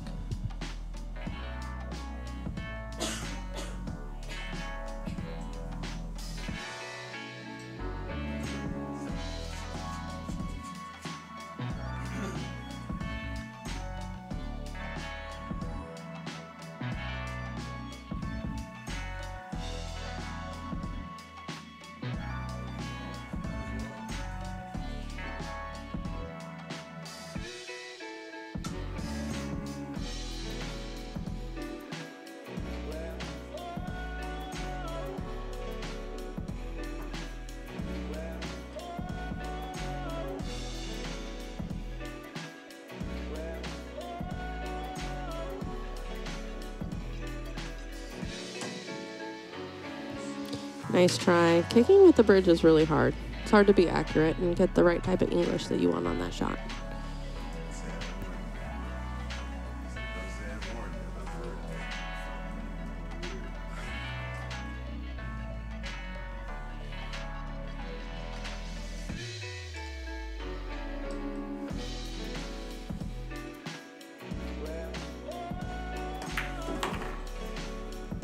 Nice shot by Dominic.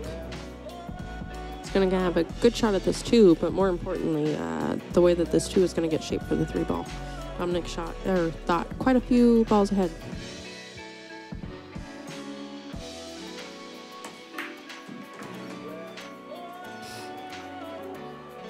Nice shot on the 2-ball.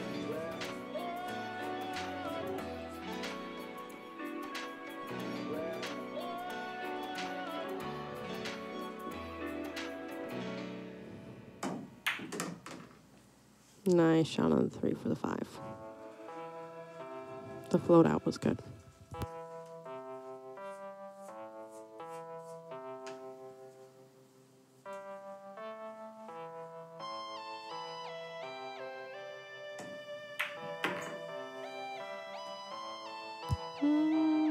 The cue ball traveled a little far. Looks like he hooked himself behind that 8 ball.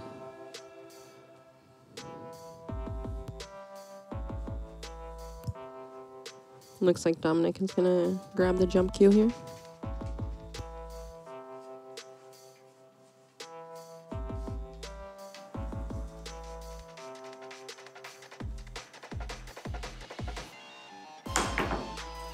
Great shot by Dominic. He is 2 for 2 on those jumps tonight.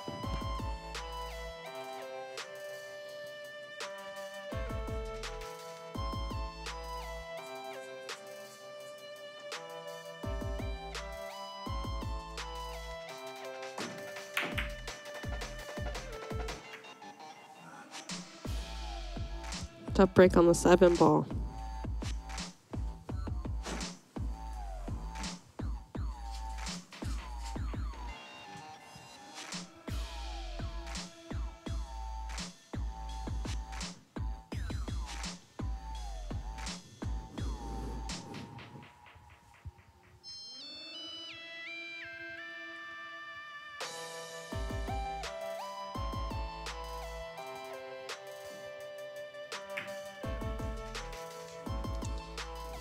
Oh, nice try by Tony.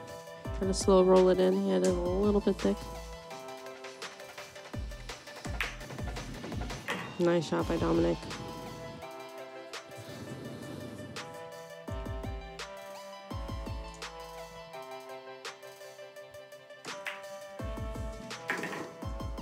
Good speed.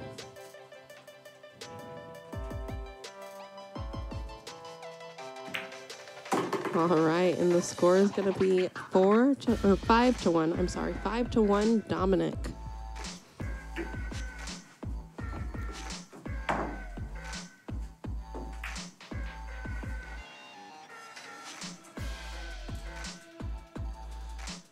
Solid out there at the end. Like Absolutely, that was a wonky back cut on that 9 ball into that side pocket. Definitely. And I think you were right on the money, Cassie. The speed by Dom there in the end is what took him to the end of that 9 ball. Well, I think you were commenting on his speed. I was commenting on his pattern play. So I think you were the one who was spot on there.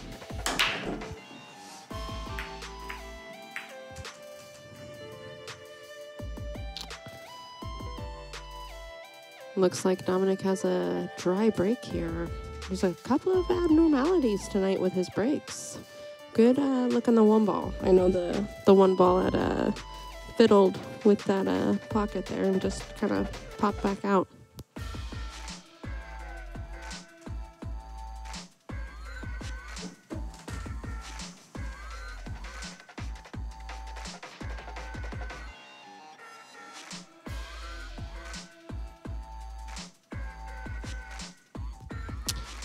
David Lash, the tables at Tipsy Tomato are 8-foot coin-op valleys.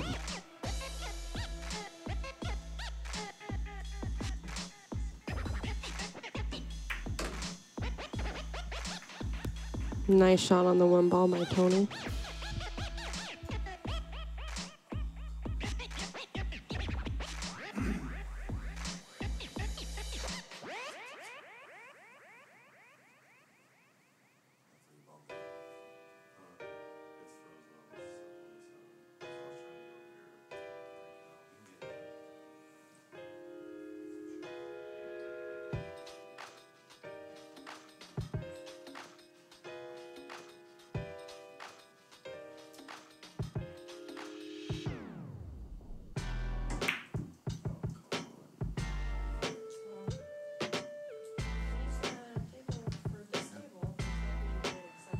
Doesn't quite get the results on the 2 that he wanted, but he sure glued that cue ball right behind the 8.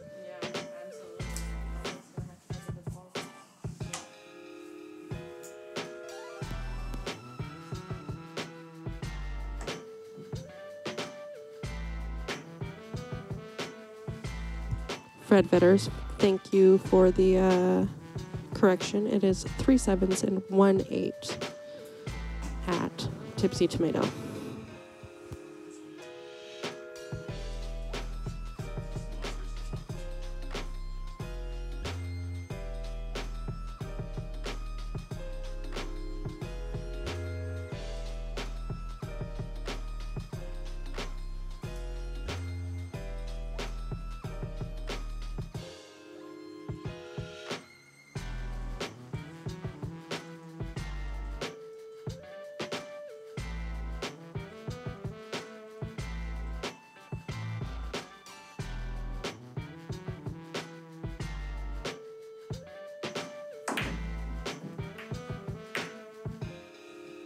Nice try by Tony on that 2-ball. That was a tough shot, and he went for the breakout. And, I mean, he got it partially.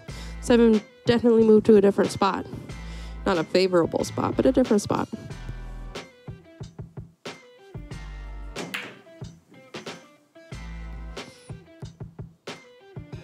Nice bank attempt by Dominic.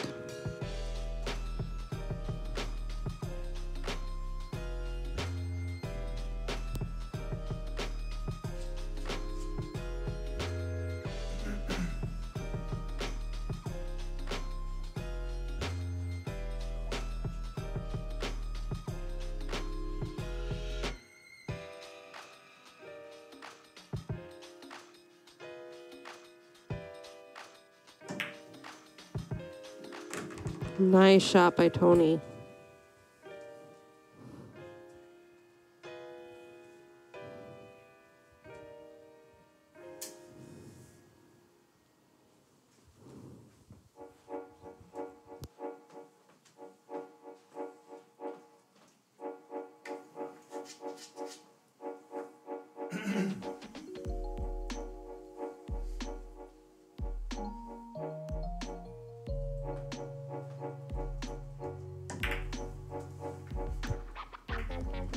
Nice combo attempt. He almost got a bonus ball with that connection with the 4-ball.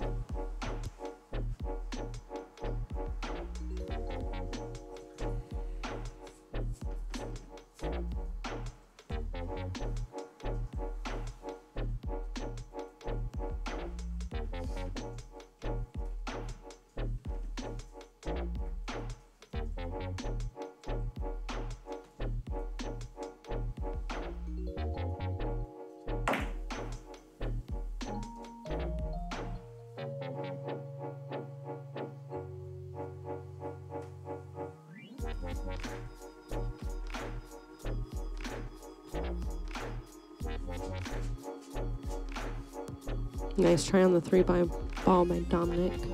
Leaves it long and over a 4-ball for Tony.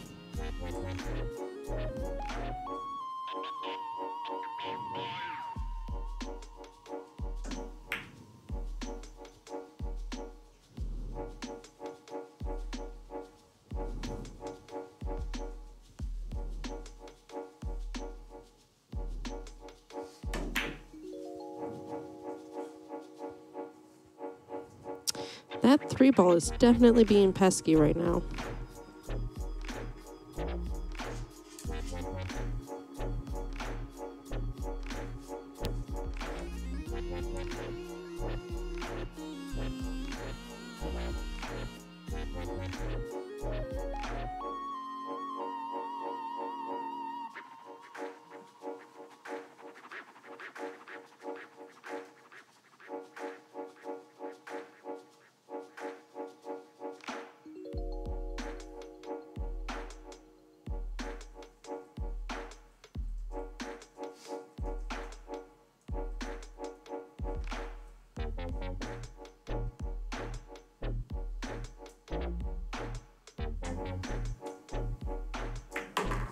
Nice kick. Nice shot by Tony. That was a great shot.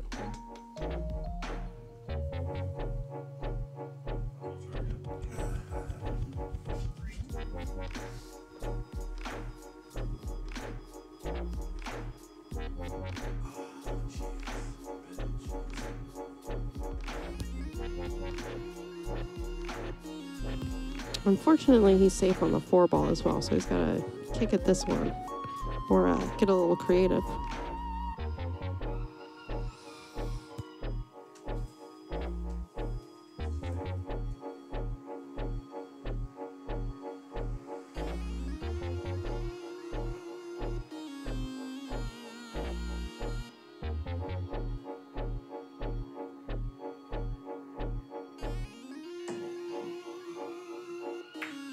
Oh, nice shot again. Those Tony is really great with those kick shots. He is. He's very good.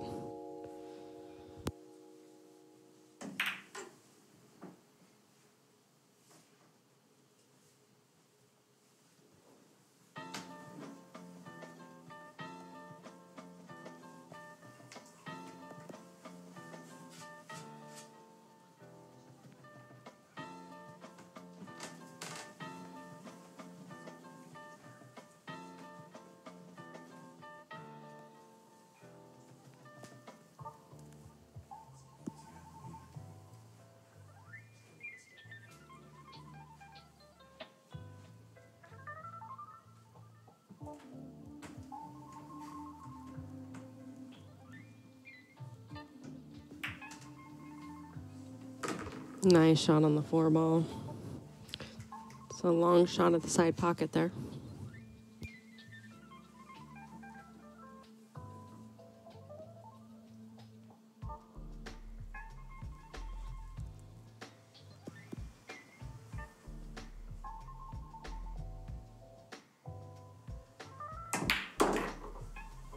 Nice shot by Tony. Great drift for the 6 ball here.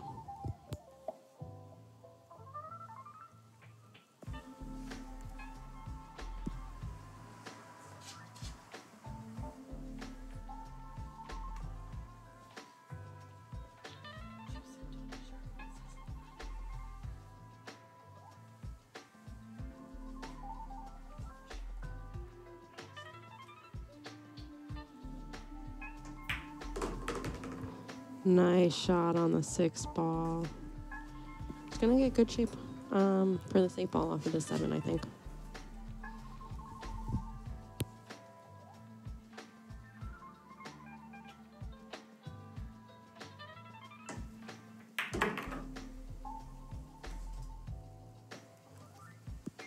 Nice shot. A little softer, I think, than what he originally planned, but it'll get the job done.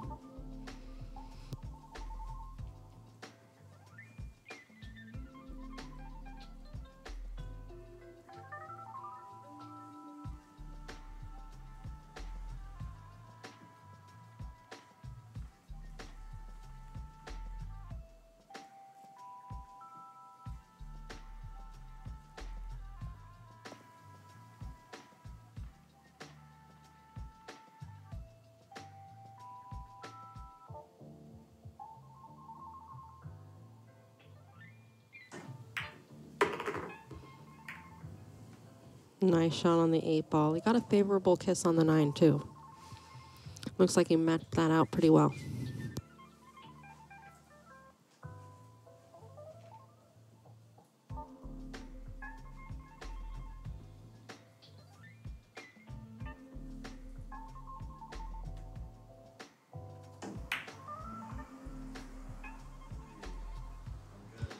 Unfortunate shot on the 9 ball.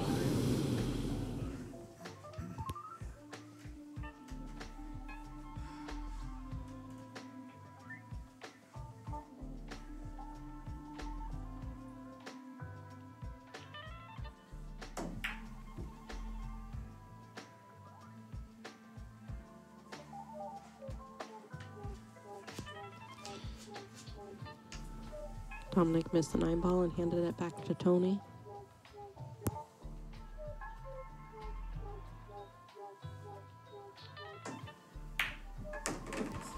All right, and Tony got that 9 ball, so the score is 5-2.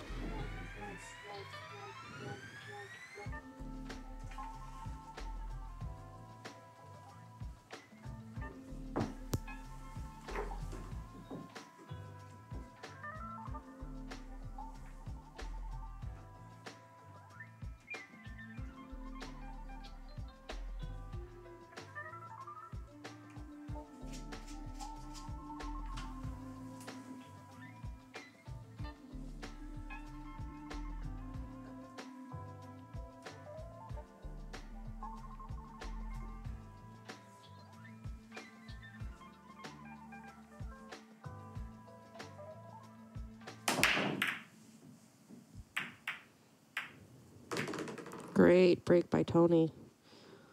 Looks like the 7 ball dropped.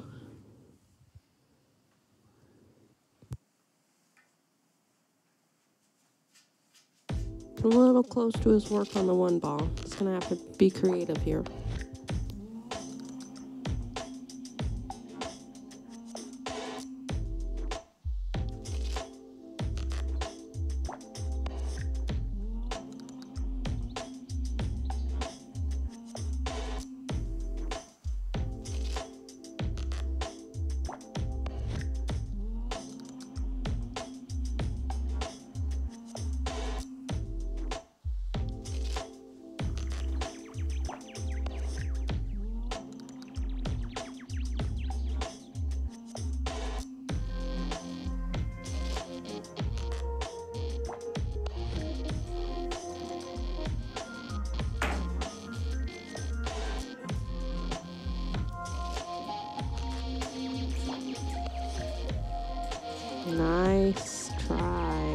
Tony.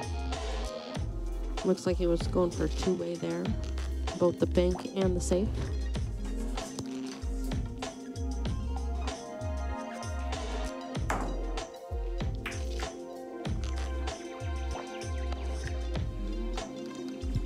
Good connection by Dom on the one ball.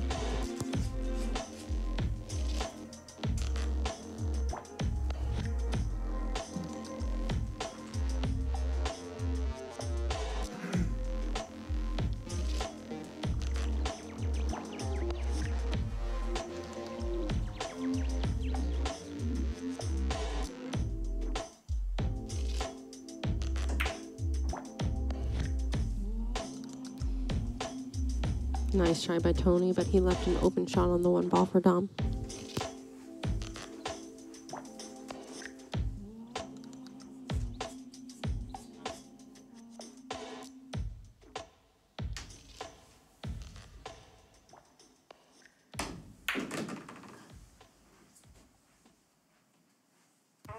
Nice stop shot by Dominic.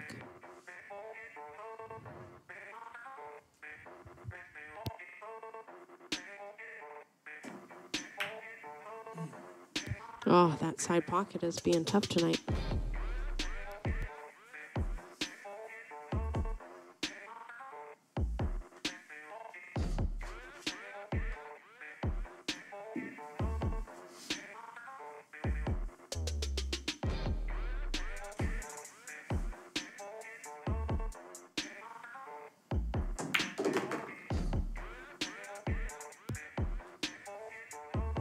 Nice firm connection on that two ball. Some down and back action on the cue ball. Just looking at the combo here.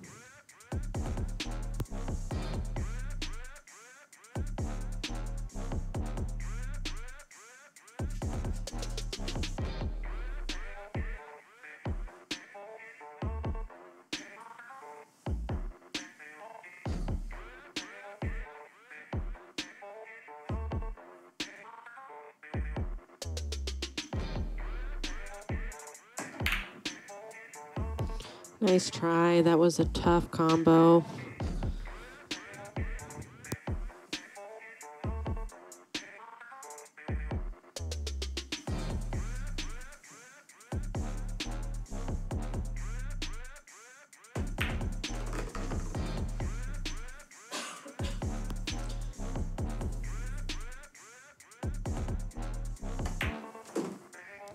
Two great shots by Dominic in a row with some draw there.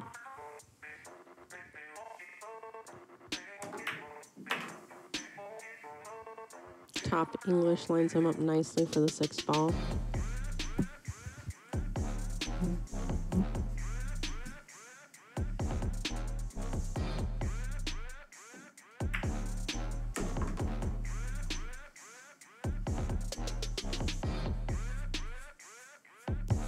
Tough shot on the 8, but I've seen him do this a couple times. I know he can.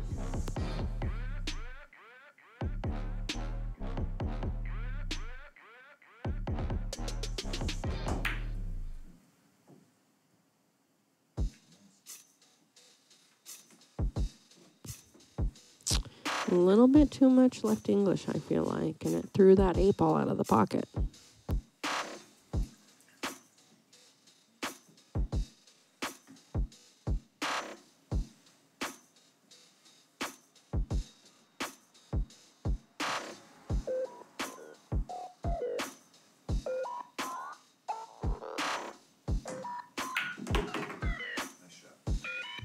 Nice shot by Tony on that 8 ball.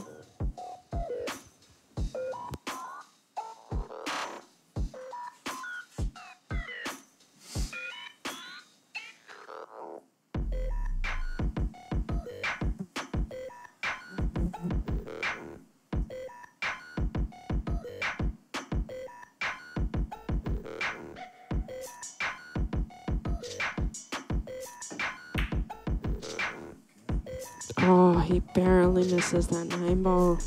These 9 balls are being tough tonight.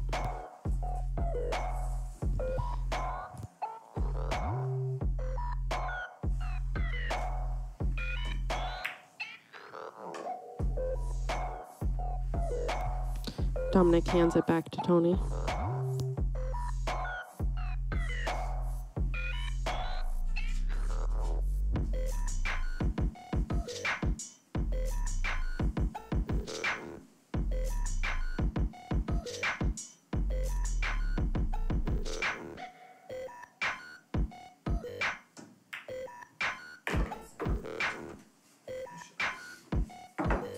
Tony gets that 9 ball, and so that makes the score 3-5 right now.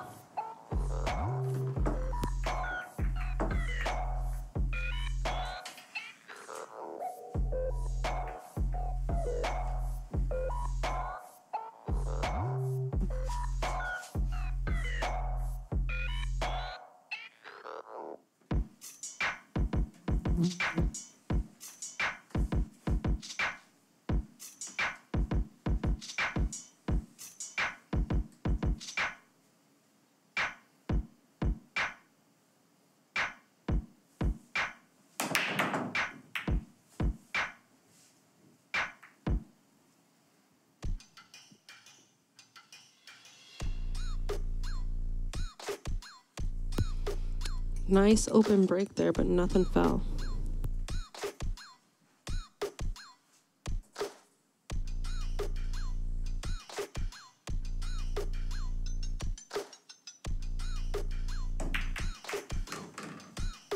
Nice combo.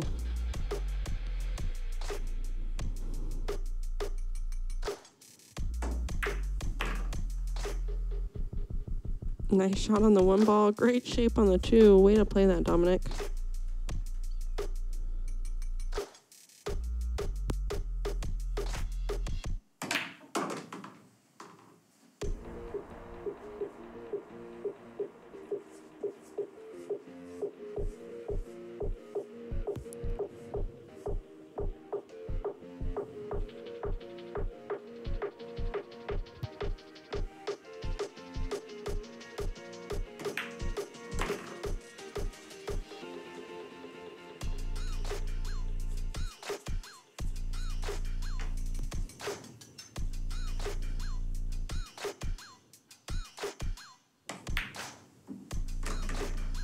Dominic is making some really great shots here. Really think he's getting into his groove now.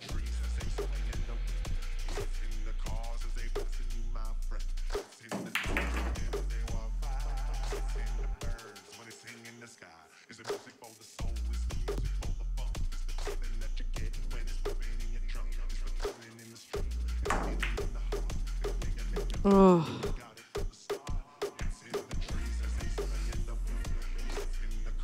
That 8 ball just did not want to go in that pocket.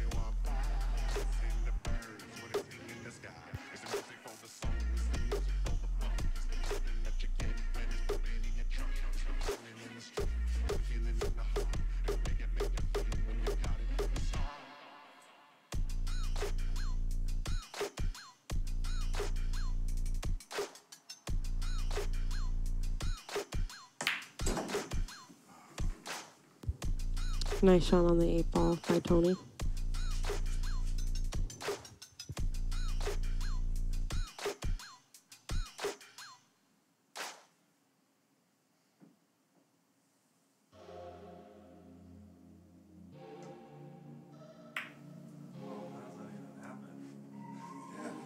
Oh man, it's tough break for Tony.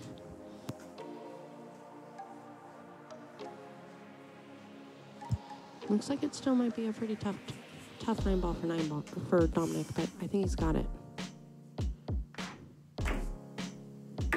Nice shot, Dominic. Nice shot. You really just had to tell that ball that it was going to go in that time. 16-inch. All right, so the score is 6-3 Dominic.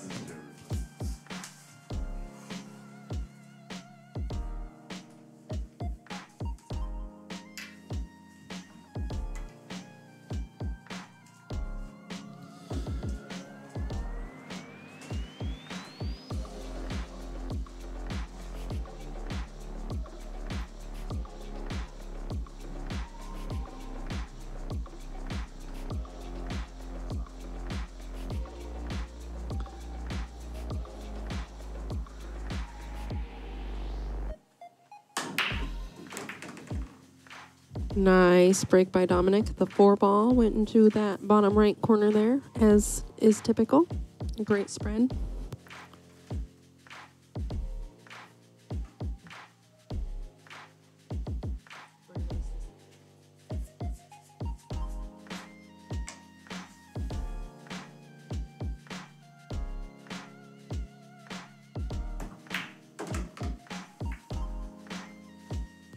Nice shot by Dominic. Got a little bump on that 5-ball. Has a tough angle on the 2. Great shot. It's nice to see Dominic kind of let loose a little bit these last few racks. Let his stroke out a little bit.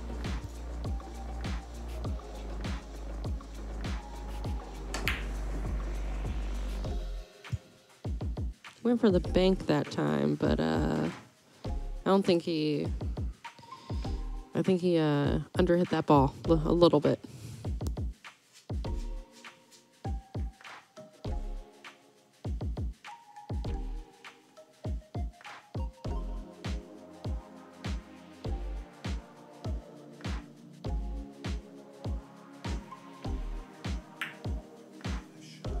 Nice safety by Tony.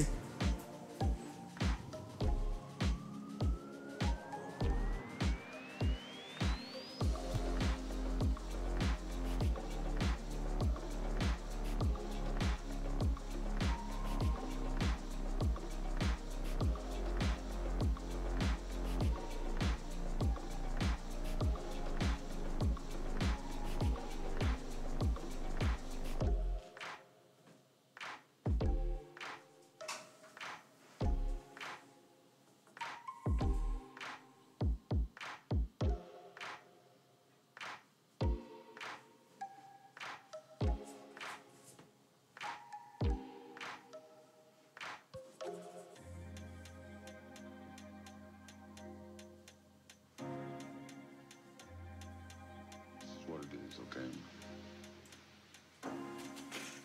I said empty your mind.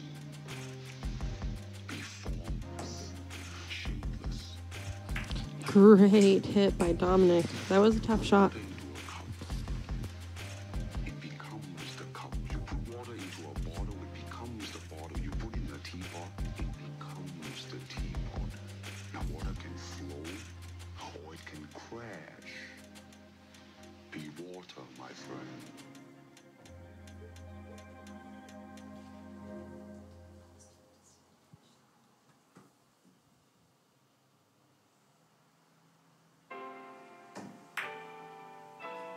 Oh, nice try, Tony. Following those long rails is a really tough shot. It's hard not to connect with those side pocket bends.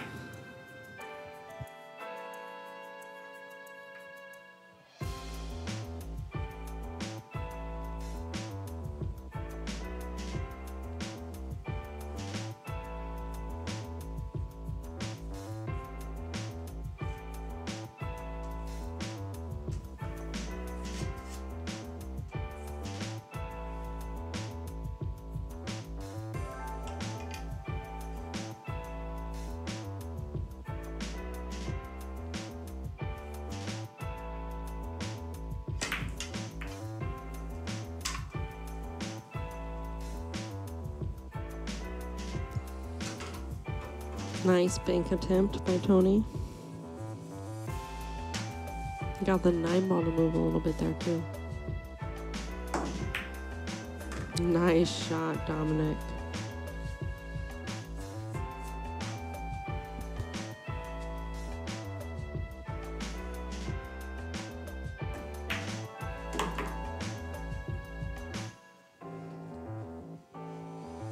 Dominic got good shape on the 6-ball here.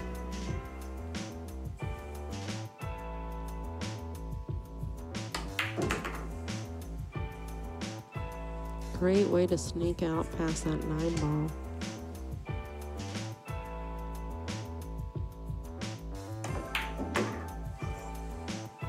Ooh, Dominic didn't give that quite enough oomph, but he's feeling the effects right now.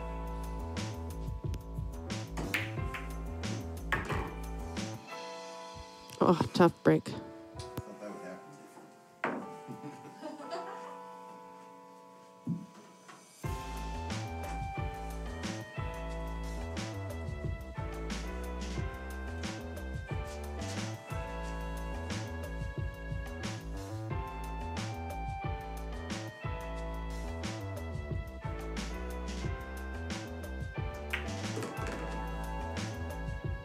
Good play by Tony. Good shape.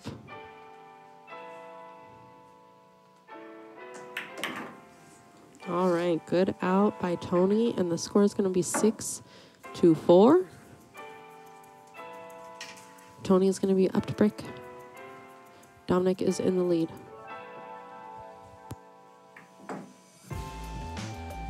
Yeah, unfortunate scratch there at the end by Dom, left with Tony looking at a pretty routine 2-ball out. Made easy work of it to put him back up to break. Absolutely. Like you were saying, 9-ball is just the last person to make a mistake.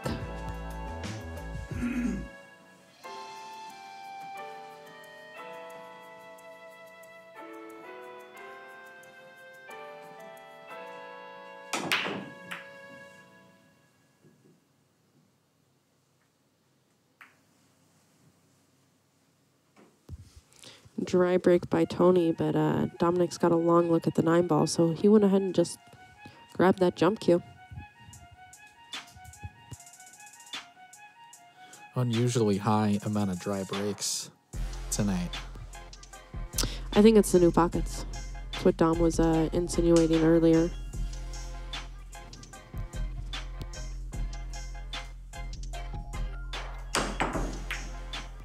Great hit on the 1-ball. Looks like he is going to get a little safe there. Tony might be able to see a little bit of the 1-ball.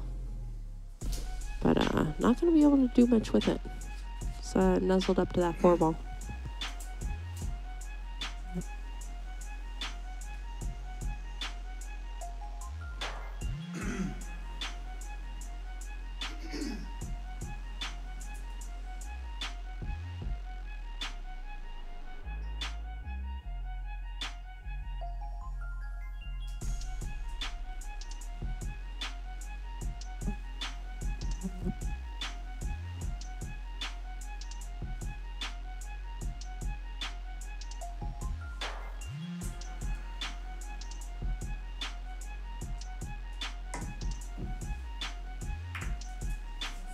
Great hit by Tony. Oh, that 4-ball almost landed in the pocket. Looks like Dominic might be a little bit safe behind this 9-ball, and he grabbed the jump cue again. Dominic is on point with his jumps tonight.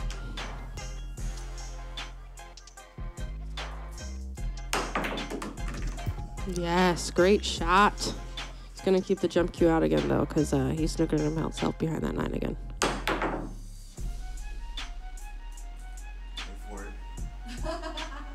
And he's safe. Oh, wait, not quite as much as I had thought.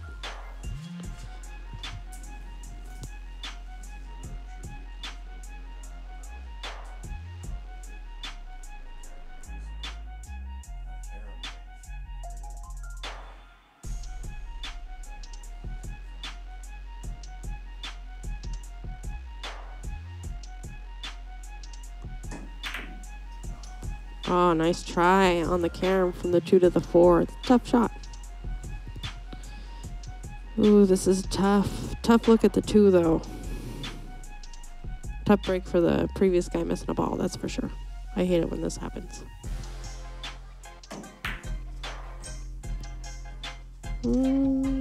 Dominic tried to hide that cue ball behind the 4-ball, and it didn't work out quite as he had hoped.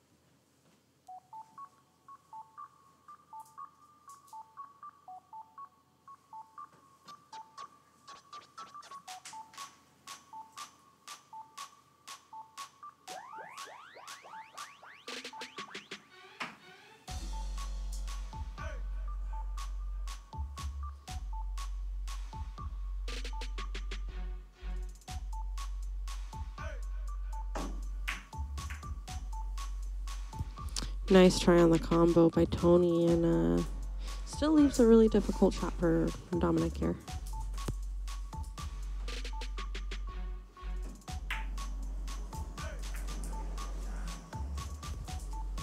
Dominic tries to come back with a save again and just barely hits that rail before it skates behind the 8-ball.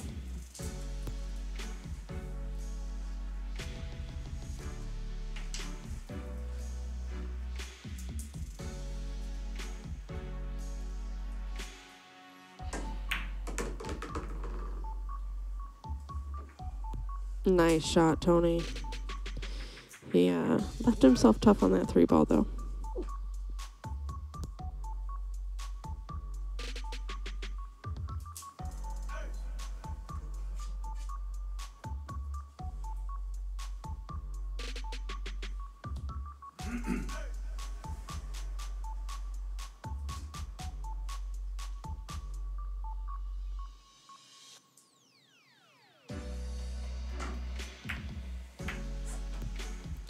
Ooh, great try, Tony. Great try.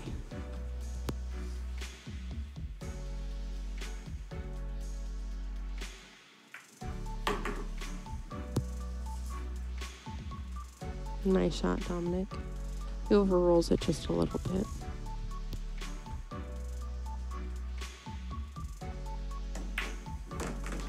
That overroll ends up playing to his advantage, I think, on getting shape on the 5. Absolutely. It makes the natural shape easier. That was looking like the one shot there, almost. Yeah.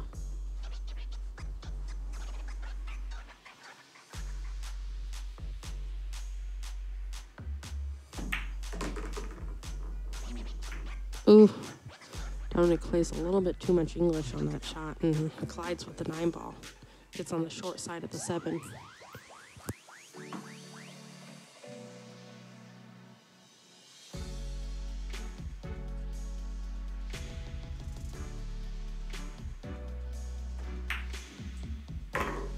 Nice shot, Dominic, into that side pocket.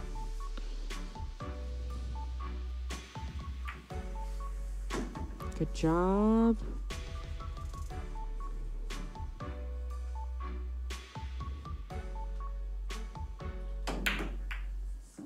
Oh, Dominic tried to bank that 9-ball. Ended up double kissing the 9-ball with the cue ball. Didn't leave it easy, though.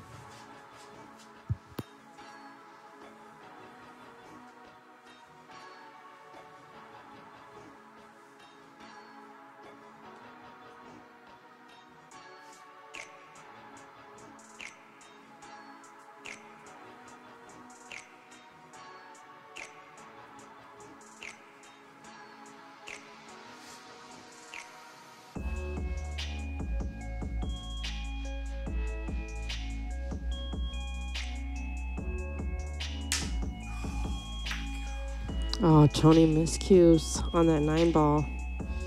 He's kicking himself in the butt right now. He's not happy.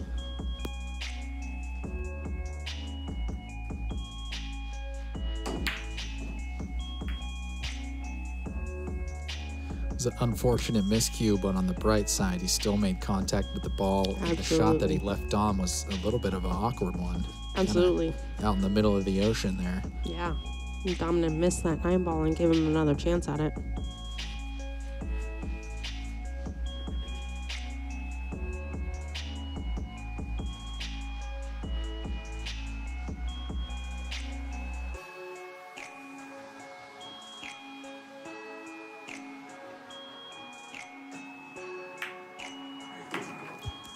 Nice out by Tony. Nice 9-ball. So the score is going to be 6-5. Dominic. Tony is going to be up to break.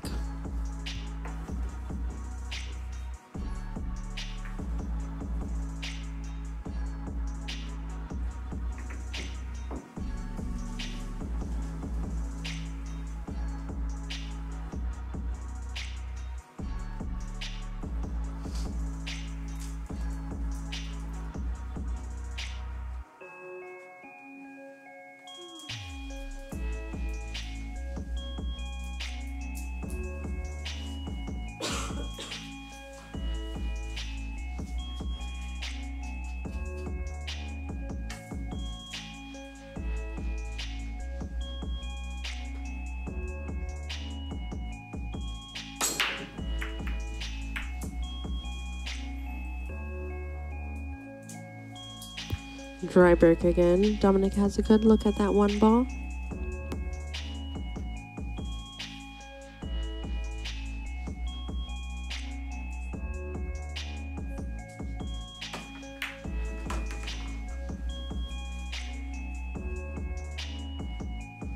Nice shot on the one ball by Dominic.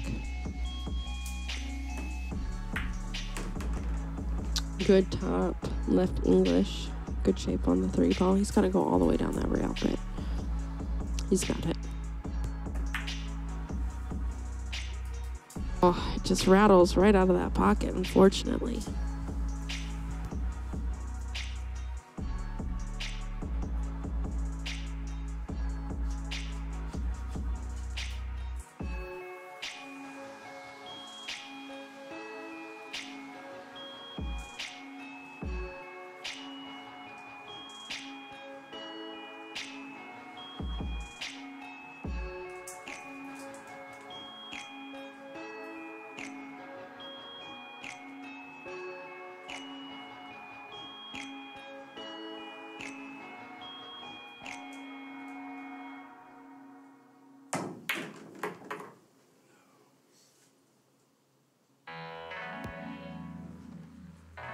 Good shot on the 3 ball. It didn't roll quite the way that he wanted to for the cue ball.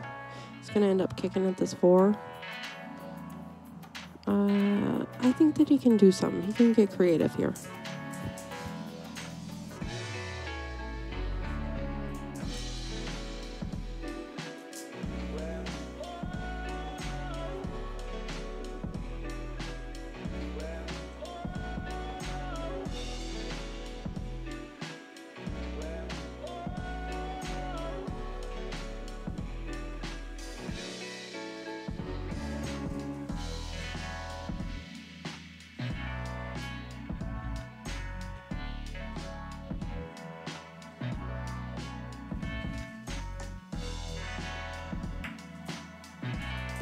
Nice try, Tony. Good contact on the 4 ball. I know he was trying to make that 5, but I mean, he got close.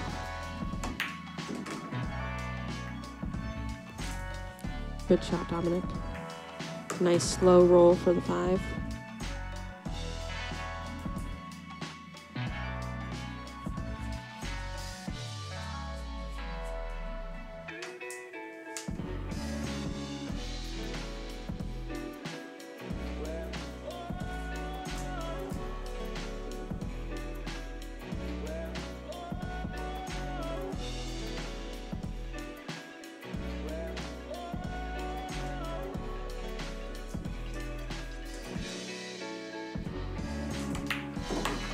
Nice shot, Dominic. He's looking at that 7-9 combo.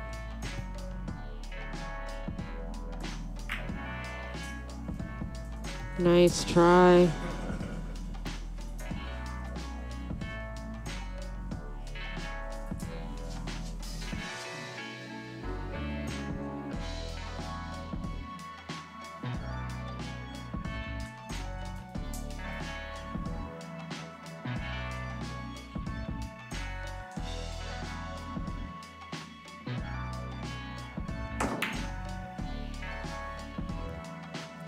A little hard to get shape, and it caused him to miss the 7 ball.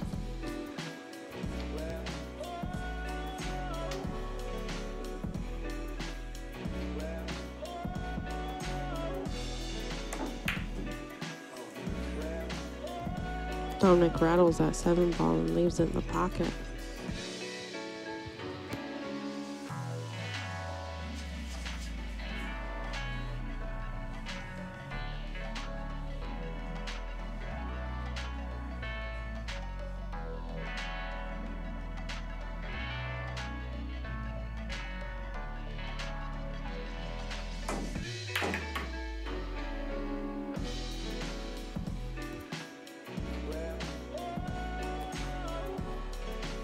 Tony doesn't get quite the shape he wanted.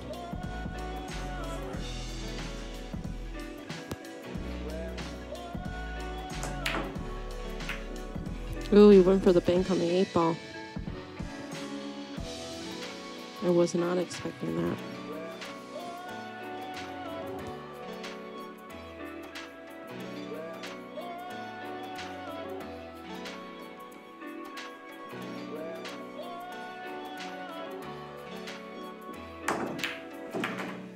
Nice shot, Dominic.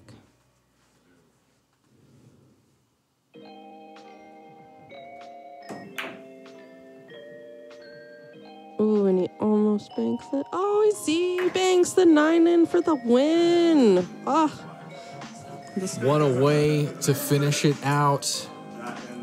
The Z bank for the end. Dom takes the race to 7. It was a close match. Great job, Tony, to fight back there in the end.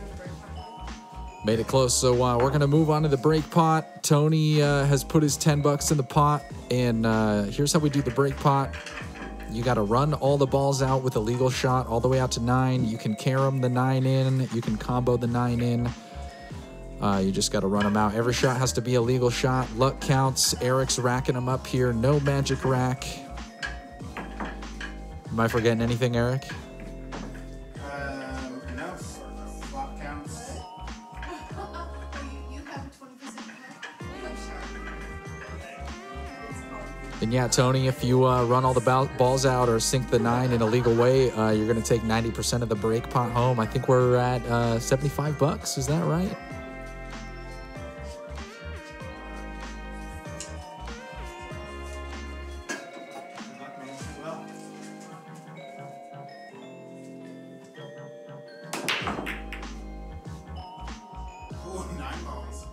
Ooh, big movement on the 9. Gets one on the break, unfortunately, scratches the cue ball.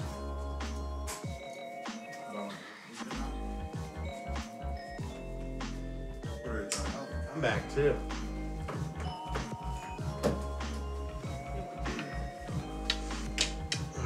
All right, everybody, that's it for today. The shot 1 was our drill.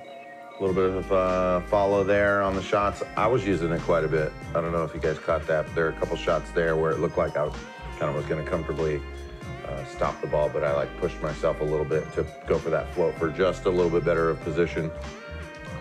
Tough pockets, man. We're going to work on that one day. We've got people who can do that, like our sponsors, Clean Slate Billiards. Tipsy Tomato, also co-sponsors. I think, I don't know, there's always talk of the after pizza party here going over there. I know Eric's going to be excited to go do that. He's new in town. So thanks to the sponsors. Thanks to everybody in the chat rooms interacting while we're doing this. Thanks for anybody who likes and shares the page. We really appreciate that stuff. We're just trying to share like the connectivity of the game that we all love and connect with people. So remember to get in your practice. Perfect practice makes a perfect performance. And next week, we've got Roland Dickerson. The following week after that, it's going to be David Ringler. So stay tuned. Enjoy. Peace.